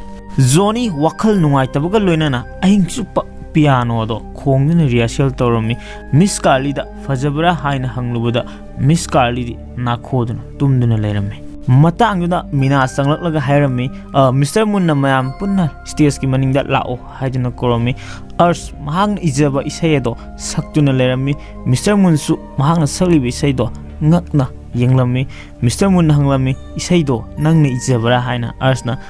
ꯃꯥꯅꯤ ꯐꯖꯕ꯭ꯔꯥ ꯍꯥꯏꯅ ꯍꯪꯂꯝꯃꯤ ꯃꯤꯁꯇꯔ ꯃꯨꯟ ꯍꯔꯥꯎꯕꯒ ꯂꯣꯏꯅꯅ ꯅꯪꯒꯤ ꯏꯁꯩꯗꯣ ꯌꯥꯝ ꯐꯦꯟꯇꯥꯁꯇꯤꯛ ꯑꯣꯏ ꯍꯣꯔꯦꯟꯗꯣ ꯅꯪꯒꯤ ꯑꯗꯨ ꯏꯁꯩꯗꯣ ꯑꯣꯏꯅ ꯁꯛꯑꯣ ꯍꯥꯏꯅ ꯍꯥꯏꯔꯝꯃꯤ ꯑꯔꯁ ꯑꯁꯨꯛꯀꯤ ꯃꯇꯤꯛ ꯍꯔꯥꯎꯖꯔꯝꯃꯤ ꯃꯤꯁꯇꯔ ꯃꯨꯟꯅ ꯃꯌꯥꯝꯗ ꯃꯥꯒꯤ ꯊꯣꯛꯀꯗꯧꯕ ꯁꯦꯔꯦꯜꯁꯤꯡ ꯑꯗꯨꯕꯨ ꯍꯥꯏꯔꯝꯃꯤ ꯔꯣꯁꯤꯇꯥꯁꯨ ꯉꯁꯤꯗꯤ ꯌꯥꯝꯅ ꯀꯟꯐꯤꯗꯦꯟꯁ ꯂꯩꯅ ꯂꯥꯛꯂꯝꯃꯤ ꯃꯤꯁꯇꯔ ꯃꯨꯟꯅ ꯃꯤꯅꯥꯗ ꯉꯁꯤ ꯅꯪꯒꯤ ꯂꯥꯁ ꯆꯥꯟꯁꯅꯤ ꯀꯤꯠ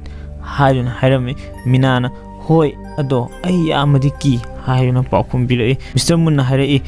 ꯅꯪꯅ ꯄꯥꯝꯖꯔꯤꯕ ꯊꯕꯛꯇꯣ ꯇꯧꯕ ꯃꯇꯝꯗ ꯅꯪ ꯑꯐꯥꯎꯕ ꯍꯥꯏꯕꯗꯨ ꯑꯣꯏꯒꯗꯧꯕꯅꯤ ꯃꯗꯨꯗ ꯅꯪ ꯀꯔꯤꯃꯠꯇ ꯀꯤꯒꯅꯨ ꯃꯤꯅꯥ ꯍꯥꯏꯐꯝ ꯈꯪꯗꯗꯨꯅ hairaga lerami munna makha tarai yengo nang isai sakpadi pamjaba natra minasu pami munna makha tarai ai ipana tattana habirami nangna pamjariba nungsijariba thabuk tawgo matamda nang kaidawnungda akiba leiganu pukningna wakhanna thamoina bu pamjarabadi yekna lising kaya kaya laklabasu nangna bu honaba leptragadi noma natraga nomudi sungsoi soidana nang mai pako mi oigani haiduna haibirame minasu Mr. Moon gi wahayedo tabadagi thongna ama laktuna hara harauna yarame hangowdana Miss Scarlett na mathaktagi kaure Mr. Moon Miss Nena lakle haina Miss Nena matam amada theater si asuki matik powerba saisakpi nupi amani Miss Nena su asuki matik nana laklami Mr. Moon Miss Nena bu okpa tholoklami Miss Nena su theater manungda sangkhirame Mike po koichi thirba beer singuna Mike ki gari do ubadagi makhogi boss ta pau pirame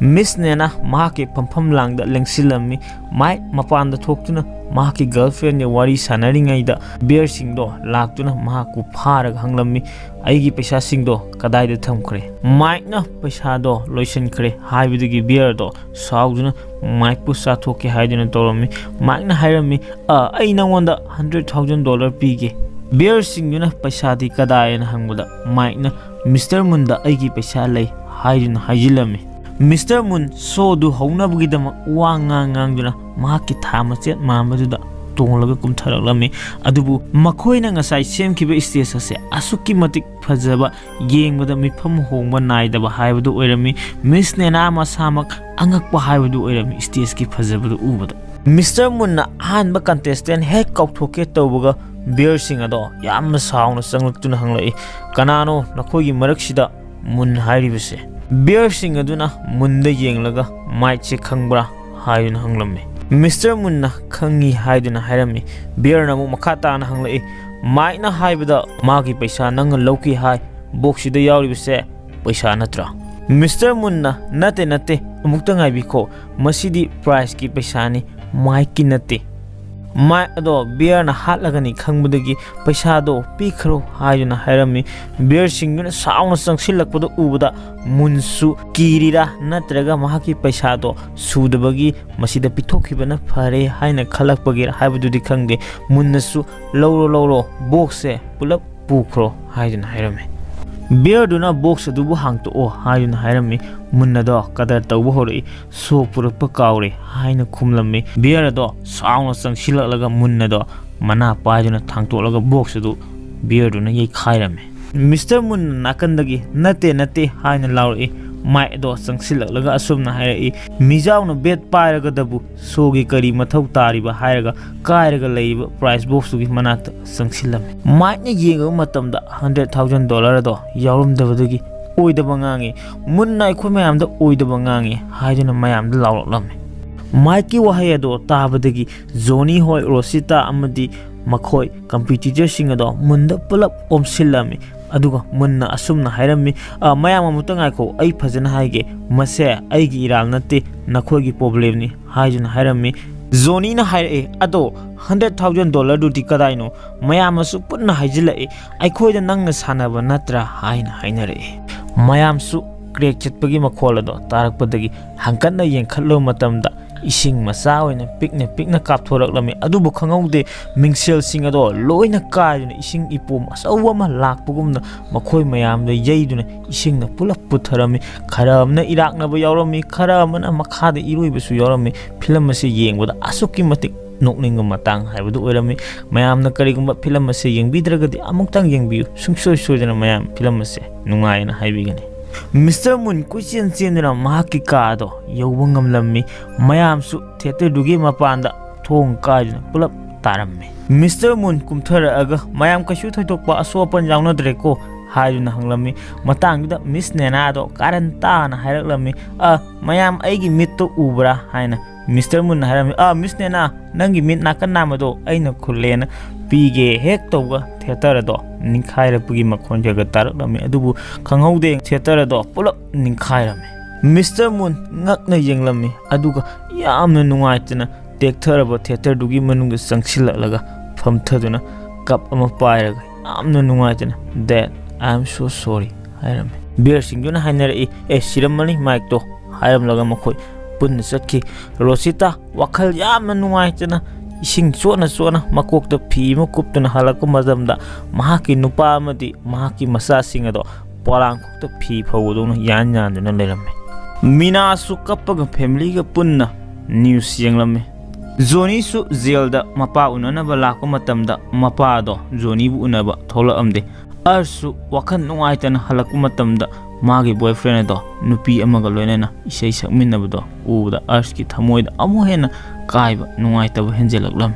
Mr. Moon gi theater du su banki oikirammi Mr. Moon su mahaki kairaba theater du dagi nungsiraba photo amakhak akhutuna theater du da munna aroiba oina miyeng ama yenglamme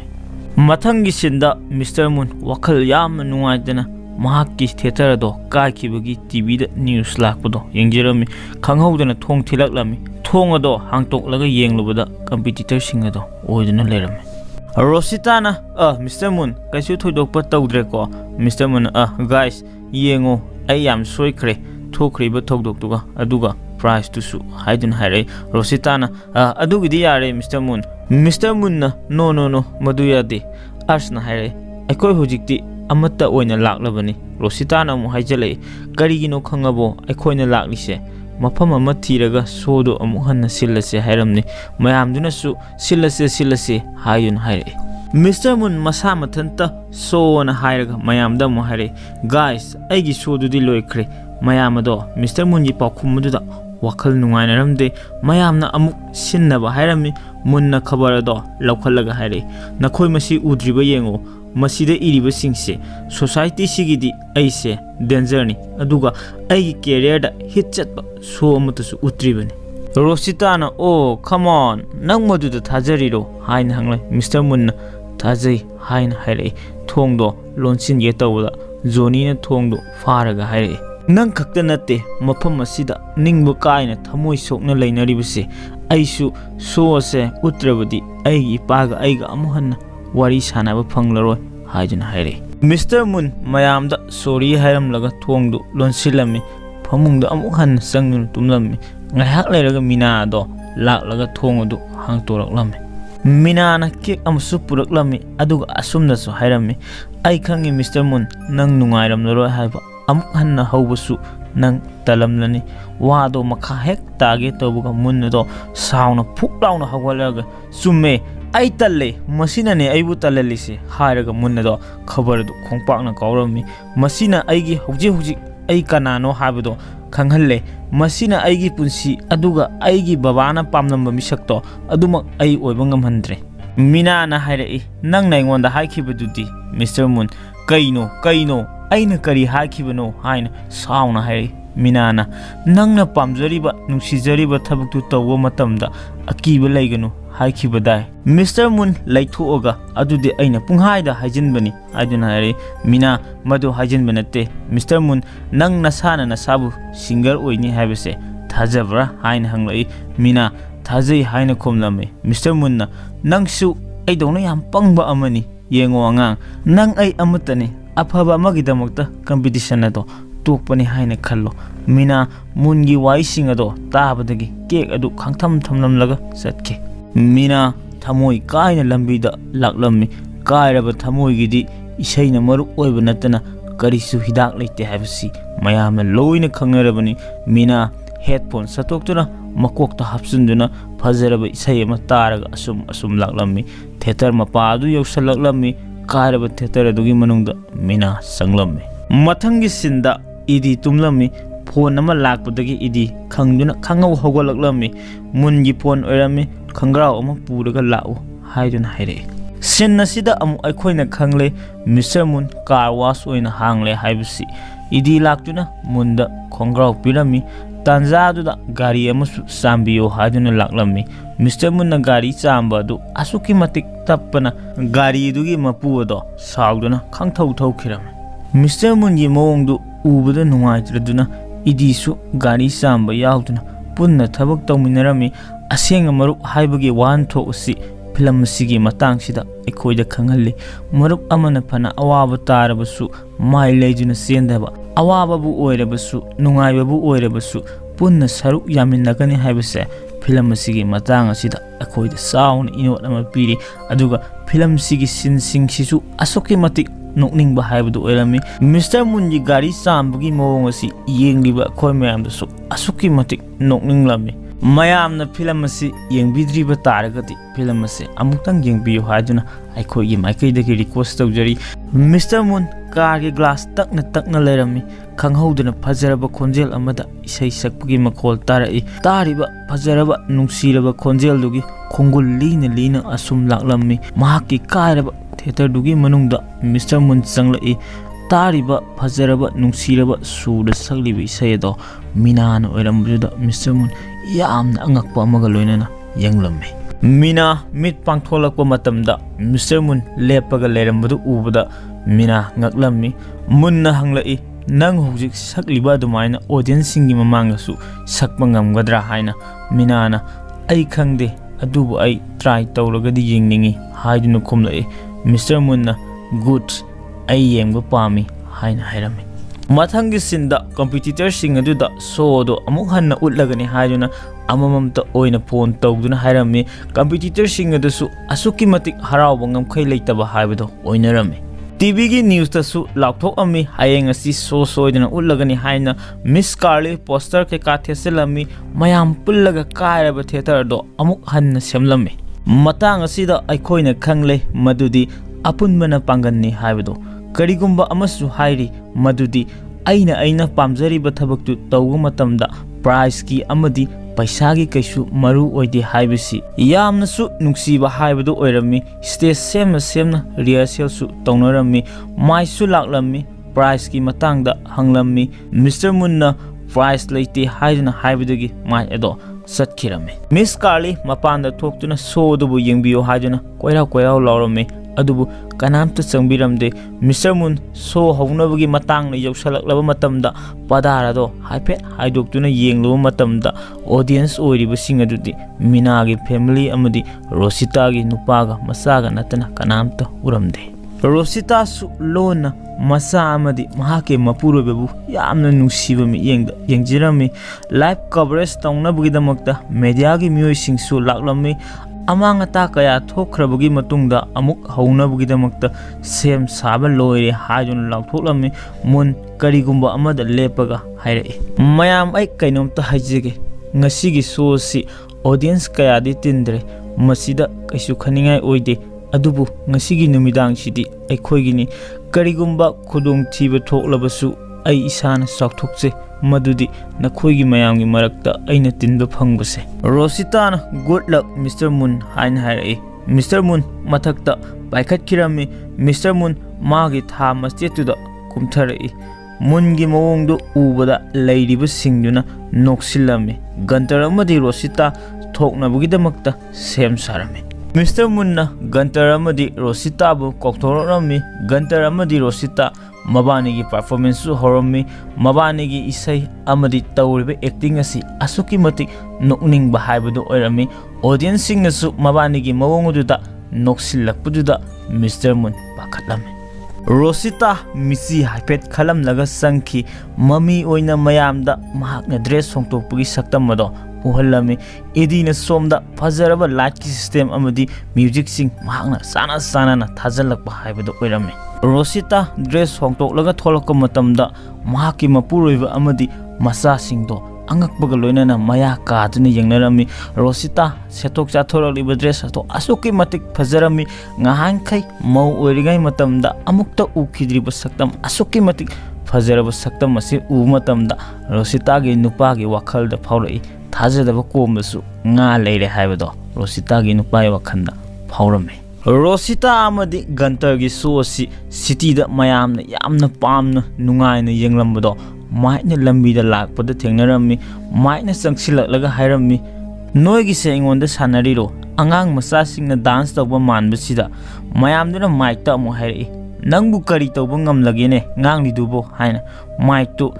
ꯐꯔꯦ ꯅꯣꯏ ꯀꯔꯤꯒꯨꯝꯕ ꯑꯉꯛꯄ ꯈꯔ ꯌꯦꯡꯕ ꯄꯥꯝꯕ꯭ꯔꯥ ꯑꯩ ꯎꯠꯀꯦ ꯍꯥꯏꯔꯝꯂꯒ mike ꯑꯗꯣ ꯆꯠꯈꯤꯔꯝꯃꯤ ꯒꯟꯇꯔ ꯑꯃꯗꯤ ꯔꯣꯁꯤꯇꯥꯒꯤ ꯁꯣꯗꯣ ꯑꯁꯨꯛꯀꯤ ꯃꯇꯤꯛ ꯐꯖꯩ ꯔꯣꯁꯤꯇꯥꯒꯤ ꯅꯨꯄꯥꯗꯣ ꯁꯣꯗꯨ ꯂꯣꯏꯕꯒꯤ ꯈꯨꯕꯥꯛ ꯈꯨꯒꯅꯤ ꯍꯥꯏꯕ ꯀꯥꯎꯕ ꯃꯈꯩ ꯃꯌꯥ ꯀꯥꯗꯨꯅ ꯉꯛꯅ ꯌꯦꯡꯂꯝꯃꯤ ꯃꯆꯥꯁꯤꯡꯗꯨꯗꯤ ꯃꯃꯥꯒꯤ ꯃꯅꯥꯛꯇ ꯆꯦꯟꯁꯤꯟꯈꯤꯔꯝꯃꯤ ꯔꯣꯁꯤꯇꯥꯅ ꯃꯥꯒꯤ ꯅꯨꯄꯥꯗꯣ ꯀꯧꯔꯛꯂꯝꯃꯤ ꯔꯣꯁꯤꯇꯥꯒꯤ ꯅꯨꯄꯥꯗꯣ ꯑꯉꯛꯄ ꯑꯃꯒ ꯂꯣꯏꯅꯅ ꯆꯦꯟꯁꯤꯜꯂꯛꯇꯨꯅ ꯃꯆꯥꯁꯤꯡꯒꯤ ꯃꯔꯛꯇꯒꯤ ꯃꯍꯥꯛꯀꯤ ꯅꯨꯄꯤꯗꯨꯕꯨ ꯂꯧꯈꯠꯂꯒ ꯐꯖꯔꯕ ꯀꯦ ꯑꯃ ꯍꯨꯟꯖꯜꯂꯤ ꯐꯤꯂꯝ ꯑꯁꯤꯒꯤ ꯃꯇꯥꯡ ꯑꯁꯤ ꯑꯁꯨꯛꯀꯤ ꯃꯇꯤꯛ ꯐꯖꯕ ꯄꯨꯛꯅꯤꯡꯗ ꯄꯦꯟꯕ ꯍꯥꯏꯕꯗꯨꯁꯨ ꯑꯣꯏꯔꯝꯃꯤ ꯃꯈꯣꯏꯒꯤ ꯁꯣ ꯑꯁꯤ ꯃꯤ ꯃꯌꯥꯝ ꯑꯃ ꯂꯥꯛꯇꯨꯅ ꯃꯐꯝ ꯑꯁꯦ ꯀ꯭ꯔꯥꯎꯗ ꯊꯣꯛꯄ ꯍꯥꯏꯕꯗꯣ ꯍꯧꯔꯛꯂꯝꯃꯤ ꯃꯊꯪꯗ ꯖꯣꯅꯤ ꯄꯤꯌꯥꯅꯣ ꯑꯃ ꯏꯟꯊꯣꯛꯇꯨꯅ ꯏꯁꯩ ꯁꯛꯄ ꯍꯧꯔꯛꯂꯝꯃꯤ ꯖꯦꯜꯗꯁꯨ ꯃꯈꯣꯏꯒꯤ ꯁꯣꯗꯣ ꯌꯦꯡꯂꯝꯃꯤ ꯖꯣꯅꯤꯒꯤ ꯃꯄꯥ ꯅꯥꯀꯟꯗꯒꯤ ꯐꯃꯨꯡꯗ ꯐꯝꯂꯒ ꯇꯤꯚꯤꯕꯨ ꯌꯦꯡꯂꯤꯕꯁꯤꯡꯗꯨꯗ ꯍꯥꯏꯔꯝꯃꯤ ꯆꯦꯅꯦꯜ ꯑꯗꯣ ꯌꯥꯝꯅ ꯊꯨꯅ ꯍꯣꯡꯇꯣꯛꯑꯣ ꯍꯥꯏꯅ ꯌꯦꯡꯂꯤꯕꯁꯤꯡ ꯑꯗꯨꯅ ꯇꯥꯔꯝꯗꯦ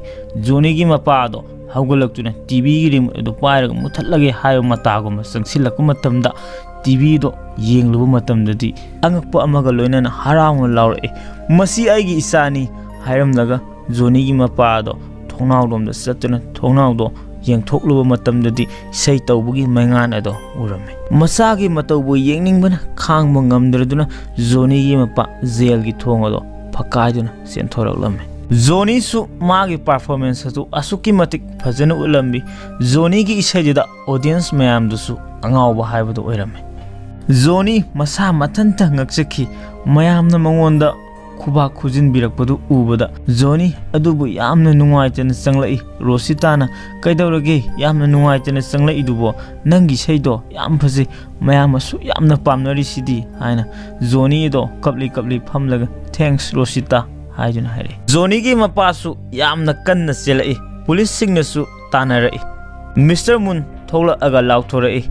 ꯃꯍꯥꯛꯀꯤ ꯕꯣꯏꯐ꯭ꯔꯦꯟꯅꯁꯨ ꯍꯨꯟꯇꯣꯛꯄꯤꯔꯝꯂꯕꯤ ꯃꯍꯥꯛ ꯃꯁꯥꯅ ꯏꯖꯕ ꯏꯁꯩ ꯃꯌꯥꯝꯗ ꯈꯨꯗꯣꯜ ꯇꯝꯅꯕꯒꯤꯗꯃꯛꯇ ꯁꯦꯝ ꯁꯥꯗꯨꯅ ꯂꯩꯔꯕ ꯀꯧꯁꯤꯟꯖꯔꯤ ꯑꯁ ꯌꯥꯝꯅ ꯀꯟꯐꯤꯗꯦꯟꯁ ꯂꯩꯅ ꯊꯣꯛꯂꯛꯏ ꯑꯁꯀꯤ ꯑꯍꯥꯟꯕ ꯒꯤꯇꯔ ꯈꯨꯈꯣꯡ ꯑꯁꯤ ꯁ꯭ꯇꯦꯖ ꯅꯤꯛꯄ ꯍꯥꯏꯕꯗꯨ ꯑꯣꯏꯔꯝꯃꯤ ꯇꯥꯟꯖꯥ ꯑꯁꯤꯗ ꯖꯨꯗꯤꯠ ꯂꯥꯛꯂꯒ ꯄ꯭ꯔꯥꯏꯚꯦꯠ ꯄ꯭ꯔꯣꯄꯔꯇꯤꯗ ꯏꯁꯩ ꯇꯧꯁꯤꯜꯂꯦ ꯍꯥꯏꯅ ꯃ꯭ꯌꯨꯖꯤꯛꯀꯤ ꯃꯔꯤꯗꯣ ꯁꯠꯇꯣꯛꯂꯝꯃꯤ ꯂꯣꯏꯅꯅ ꯑꯣꯗꯤꯌꯟꯁ ꯃꯌꯥꯝꯕꯨꯁꯨ ꯆꯠꯈ꯭ꯔꯣ ꯍꯥꯏꯗꯨꯅ ꯍꯥꯏꯔꯝꯃꯤ ꯑꯣꯗꯤꯌꯟꯁ ꯃꯌꯥꯝ ꯑꯗꯣ ꯑꯉꯛꯄ ꯄꯣꯛꯂꯝꯃꯤ ꯑꯗꯨꯕꯨ ꯊꯤꯡꯕ ꯉꯝꯂꯝꯗꯦ ꯑꯔꯁ ꯃꯈꯣꯡ ꯊꯤꯟꯕ ꯍꯧꯔꯛꯏ ꯑꯣꯗꯤꯌꯟꯁꯁꯤꯡꯗꯨꯁꯨ ꯈꯨꯕꯥꯛ ꯈꯨꯔꯛꯏ ꯇꯥꯟꯊꯥ ꯅꯥꯏꯅ ꯑꯔꯁꯁꯨ ꯏꯁꯩ ꯁꯛꯄ ꯍꯧꯔꯛꯏ ꯖꯨꯗꯤꯠ ꯎꯄꯥꯏ ꯂꯩꯇ꯭ꯔꯗꯨꯅ ꯄꯨꯂꯤꯁ ꯀꯧꯅꯤ ꯍꯥꯏꯔꯝꯂꯒ ꯊꯣꯛꯈꯤ ꯑꯔꯁꯀꯤ ꯕꯣꯏꯐ꯭ꯔꯦꯟꯁꯨ ꯑꯔꯁꯀꯤ ꯁꯣꯗꯨꯕꯨ ꯌꯦꯡꯂꯝꯃꯤ ꯑꯔꯁꯀꯤ ꯏꯁꯩꯗꯨ ꯑꯣꯗꯤꯌꯟꯁ ꯃꯌꯥꯝ ꯄꯨꯟꯅ ꯏꯟꯖꯣꯏ ꯇꯧꯃꯤꯟꯅꯔꯝꯃꯤ ꯑꯔꯁ ꯑꯁꯦꯡꯕ ꯔꯣꯛ ꯁ꯭ꯇꯥꯔ ꯍꯥꯏꯕꯗꯣ ꯑꯣꯏꯔꯝꯃꯤ ꯖꯣꯅꯤꯒꯤ ꯃꯄꯥꯁꯨ ꯌꯧꯁꯤꯜꯂꯛꯂꯝꯃꯤ ꯃꯤꯁꯇꯔ ꯃꯨꯟꯅ ꯃꯥꯏꯛ ꯁꯛꯅꯕꯒꯤꯗꯃꯛꯇ ꯀꯧꯊꯣꯔꯛꯂꯝꯃꯤ ꯃꯥꯏꯛ ꯊꯣꯛꯂꯛꯂꯒ ꯄꯣꯞ ꯁꯣꯡ ꯌꯥꯝꯅ ꯏꯪ ꯇꯞꯅ ꯁꯛꯂꯛꯂꯝꯃꯤ ꯃꯥꯏꯛꯀꯤ ꯏꯁꯩꯗꯨꯗ ꯂꯥꯡꯂꯝꯕ ꯆꯣꯡꯂꯝꯕ ꯑꯣꯗꯤꯌꯟꯁ ꯃꯌꯥꯝ ꯑꯗꯣ ꯌꯥꯝꯅ ꯆꯤꯛꯅ ꯏꯁꯩꯗ ꯄꯨꯛꯅꯤꯡ ꯂꯨꯞꯁꯟꯅ ꯇꯥꯟꯅꯔꯝꯃꯤ ꯇꯤꯚꯤꯗ ꯃꯥꯏꯛ ꯊꯣꯛꯂꯛꯄꯗꯒꯤ ꯕꯤꯌꯔꯁꯤꯡꯗꯨꯅ ꯃꯥꯏꯛꯄꯨ ꯐꯥꯅꯕꯒꯤꯗꯃꯛꯇ ꯆꯠꯈꯤꯕꯗꯨ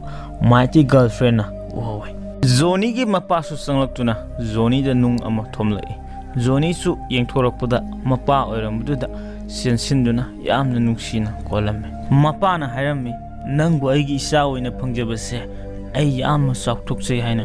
ꯖꯣꯅꯤꯒꯤ ꯃꯄꯥ ꯑꯁꯤ ꯖꯣꯅꯤꯅ ꯏꯁꯩ ꯁꯛ ꯍꯥꯏꯕ ꯃꯇꯝꯗ ꯁꯥꯎꯗꯨꯅ ꯃꯍꯥꯛꯄꯨ ꯎꯅꯗꯕ ꯃꯈꯩ ꯆꯪꯈꯤꯕꯅꯤ ꯑꯗꯨꯕꯨ ꯉꯁꯤꯗꯤ ꯖꯣꯅꯤꯒꯤ ꯐꯖꯔꯕ ꯏꯁꯩ ꯃꯍꯥꯛꯀꯤ ꯇꯦꯂꯦꯟꯅ ꯃꯍꯥꯛꯀꯤ ꯃꯄꯥꯒꯤ ꯊꯃꯣꯏꯕꯨ ꯖꯣꯏ ꯇꯧꯕ ꯍꯥꯏꯕꯗꯣ ꯑꯣꯏꯔꯝꯃꯤ ꯃꯥꯏꯛꯅ ꯁꯛꯂꯤꯕ ꯏꯁꯩꯗꯨꯒ ꯖꯣꯅꯤꯒꯤ ꯃꯄꯥ ꯊꯤꯕ ꯂꯥꯛꯄꯒꯤ ꯄꯨꯂꯤꯁꯀꯤ ꯍꯦꯂꯤꯀꯣꯞꯇꯔꯗꯒꯤ ꯂꯥꯏꯠ ꯀꯥꯞꯊꯔꯛꯄꯗꯨꯒ ꯏꯁꯩꯗꯨꯒ ꯌꯥꯝꯅ ꯆꯥꯟꯅꯕ ꯍꯥꯏꯕꯗꯨꯁꯨ ꯑꯣꯏꯔꯝꯃꯤ ꯉꯁꯤꯒꯤ ꯃꯤꯁꯇꯔ ꯃꯨꯟꯒꯤ ꯁꯣ ꯑꯁꯤ ꯑꯁꯨꯛꯀꯤ ꯃꯇꯤꯛ ꯐꯖꯕ ꯁꯅꯥꯒꯤ ꯃꯊꯛꯇ ꯇꯝꯐꯥꯅ ꯊꯤꯟꯕ ꯍꯥꯏꯕꯗꯨ ꯑꯣꯏꯔꯝꯃꯤ ꯊꯣꯛꯂꯤꯕ ꯊꯧꯗꯣꯛꯁꯤꯡ ꯑꯁꯤ ꯆꯥꯟꯅꯕ ꯉꯥꯛꯇ ꯑꯣꯏꯗꯨꯅ ꯍꯦꯟꯅ ꯐꯖꯕ ꯍꯥꯏꯕꯗꯨꯁꯨ ꯑꯣꯏꯔꯝꯃꯤ ꯕꯤꯌꯔꯁꯤꯡꯁꯨ ꯃꯥꯏꯛꯄꯨ ꯐꯥꯅꯕꯒꯤꯗꯃꯛꯇ ꯒꯥꯔꯤ ꯀꯟꯅ ꯊꯧꯗꯨꯅ ꯂꯥꯛꯂꯝꯃꯤ ꯃꯥꯏꯛꯀꯤ ꯒꯔꯜꯐ꯭ꯔꯦꯟꯁꯨ ꯕꯤꯌꯔꯁꯤꯡꯗꯨꯒꯤ ꯃꯇꯨꯡꯗ ꯏꯟꯅꯔꯛꯂꯝꯃꯤ ꯃꯥꯏꯛꯀꯤ ꯃꯑꯣꯡꯁꯤꯁꯨ ꯌꯥꯝꯅ ꯅꯣꯛꯅꯤꯡꯉꯝꯃꯤ ꯃꯥꯒꯤ ꯁꯛ ꯇꯥꯈꯠꯄꯗꯨꯗꯤ ꯂꯦꯞꯄꯝꯗꯦ ꯃꯍꯥꯛꯅ ꯏꯁꯩ ꯂꯣꯏꯔꯕ ꯃꯇꯝꯗ ꯑꯣꯗꯤꯌꯟꯁ ꯃꯌꯥꯝꯅ ꯈꯨꯕꯥꯛ ꯑꯁꯨꯛꯀꯤ ꯃꯇꯤꯛ ꯍꯧꯅ ꯈꯨꯔꯛꯄꯗꯣ ꯃꯥꯏꯛꯅ ꯑꯁꯨꯝꯅ ꯍꯥꯏꯔꯝꯃꯤ ꯑꯩ ꯏꯀꯥꯏꯔꯦ ꯃꯌꯥꯝꯒꯤ ꯃꯤꯅꯨꯡꯁꯤꯁꯦ ꯑꯩ ꯂꯧꯕ ꯉꯝꯖꯔꯣꯏ ꯍꯥꯏꯗꯨꯅ ꯏꯀꯥꯏꯁꯟꯅꯔꯝꯃꯤ ꯖꯣꯅꯤꯒꯤ ꯃꯄꯥꯁꯨ ꯆꯠꯅꯕ ꯍꯥꯏꯔꯝꯃꯤ ꯏꯆꯥꯅ ꯉꯁꯤꯗꯤ ꯑꯩꯉꯣꯟda ꯑꯉꯛꯄ ꯑꯃ ꯄꯤꯔꯦ ꯍꯥꯏꯅ ꯑꯗꯣ ꯖꯦꯜꯗ ꯑꯩꯕꯨ ꯎꯅꯕ ꯂꯥꯛꯎ ꯍꯥꯏꯗꯨꯅꯁꯨ ꯍꯥꯏꯔꯝꯃꯤ ꯖꯣꯅꯤꯅꯁꯨ ꯂꯥꯛꯀꯦ ꯍꯥꯏꯗꯨꯅ ꯈꯨꯝꯂꯝꯃꯤ ꯃꯄꯥ ꯑꯗꯣ see you again son ꯍꯥꯏꯔꯝꯂꯒ ꯃꯅꯤꯡ ꯍꯟꯅ ꯖꯣꯅꯤꯕꯨ ꯌꯥꯝꯅ ꯅꯨꯡꯁꯤꯅ ꯌꯦꯡꯂꯝꯂꯒ ꯃꯄꯥ ꯆꯠꯈꯤ Mr. Moon Minabu stage tholaknabagidamukta kauthoklaklammi adubu Mina tholakte Mr. Moon pakhaladuna idida hanglai mabu thola aroidaba jala haina Mr. Moon sangsilaktuna Mina kaidawba yaure hanglammi Mina ai thokpa ngamdre ai yamna pakhatle haina makhonado ningning launa kumlai Audience mayamadi Minabu tholaklani haina khuba kanna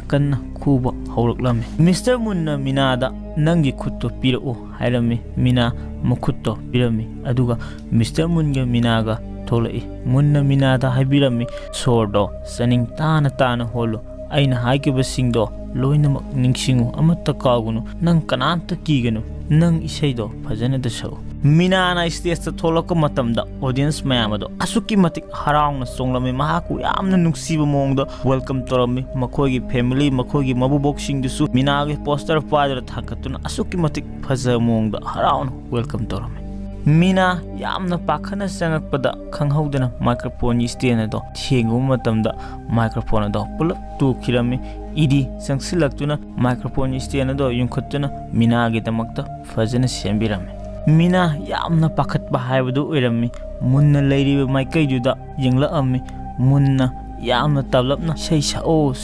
haiduna harai Mina kanamta yengdebida yam tablapna isaido hawraklami Mina ge tablapna saglakliba phajaraba nungsiraba khoithumlaba khonjel juda thoklurba mic ado amuk hanna sensinduna yenglami mic makokta upliba tupi lakthokuna maya kaaba makai isai adu bu yenglami thajadana Mina ge isai ado khangong hongoktuna ekka loinana saglai Mina ge akiba khudima loinama mangkhirami mic isai yenglingaida bear singduna pharga puthorai mic na hairami isai sida loikise wari do kona phajana sanase tanja aduda mic ki girlfriend laktuna bear sing adu gari na thomtatuna mic bu puduna mahaki girlfriend gari kanna thorami bear amasu maningda yalai somdana Mina na isai sakpa matamda stage suda songbuda stage ado niklammi Mr. Moon pakhatlami stage tu nikhairadra haina Stage ki maning thangba saruktu ninkhai khirami Mina yamna pakhatjarami adubu magi sei matangduga stage na ninkhaiba matangduga yamna sanaba ojuna audience singdo amuk hena haraurami stage ki maning thangba saruk ado ninkhai khibadagi amuk hena stage ado phajaba haibadu oirami maningda tarang ngaliba thaja amadi phajaraba yum singi scenery sing aduga Mina pakhaluro matungda isaido amuk makha tarai audience singsu asuki matik nungaina song phanduna Mina gi isaidu enjoy torami matang asida isai loiselami isai loira matung makhoi punna tholoktuna mayamda kok nonduna khoiramnami Mr. Moon mathanta hajirami babana soiduna uramgani ko hairamnaga yengthorako matamda Miss Nena su makhogi sodubu yenglami kuisen kongduna kuba khuraga lerami munna Miss Nena da yenglaga sign ga loinana respect ama ulami Mathangi sinda Miss Nena na theater adubu Mr. Moon gi damakta laibirami theater dubusu amuk han sagalami theater asi saba loru matung sangarami matang asida film asi happy ending da loisin khirami Nungsijarba viewers singna film asina kari haining libano haibudu comment section da ibiramu film asigi part 2 su leiri film asi part 2 tawbana pharibra natragana mayamna apamba film amatang comment da ibiramu mayamna nungsibidina channel asibu like amudi subscribe tawbiramu mayamgi mamal yamlu like amudi subscribe channel asina punsida kaujaro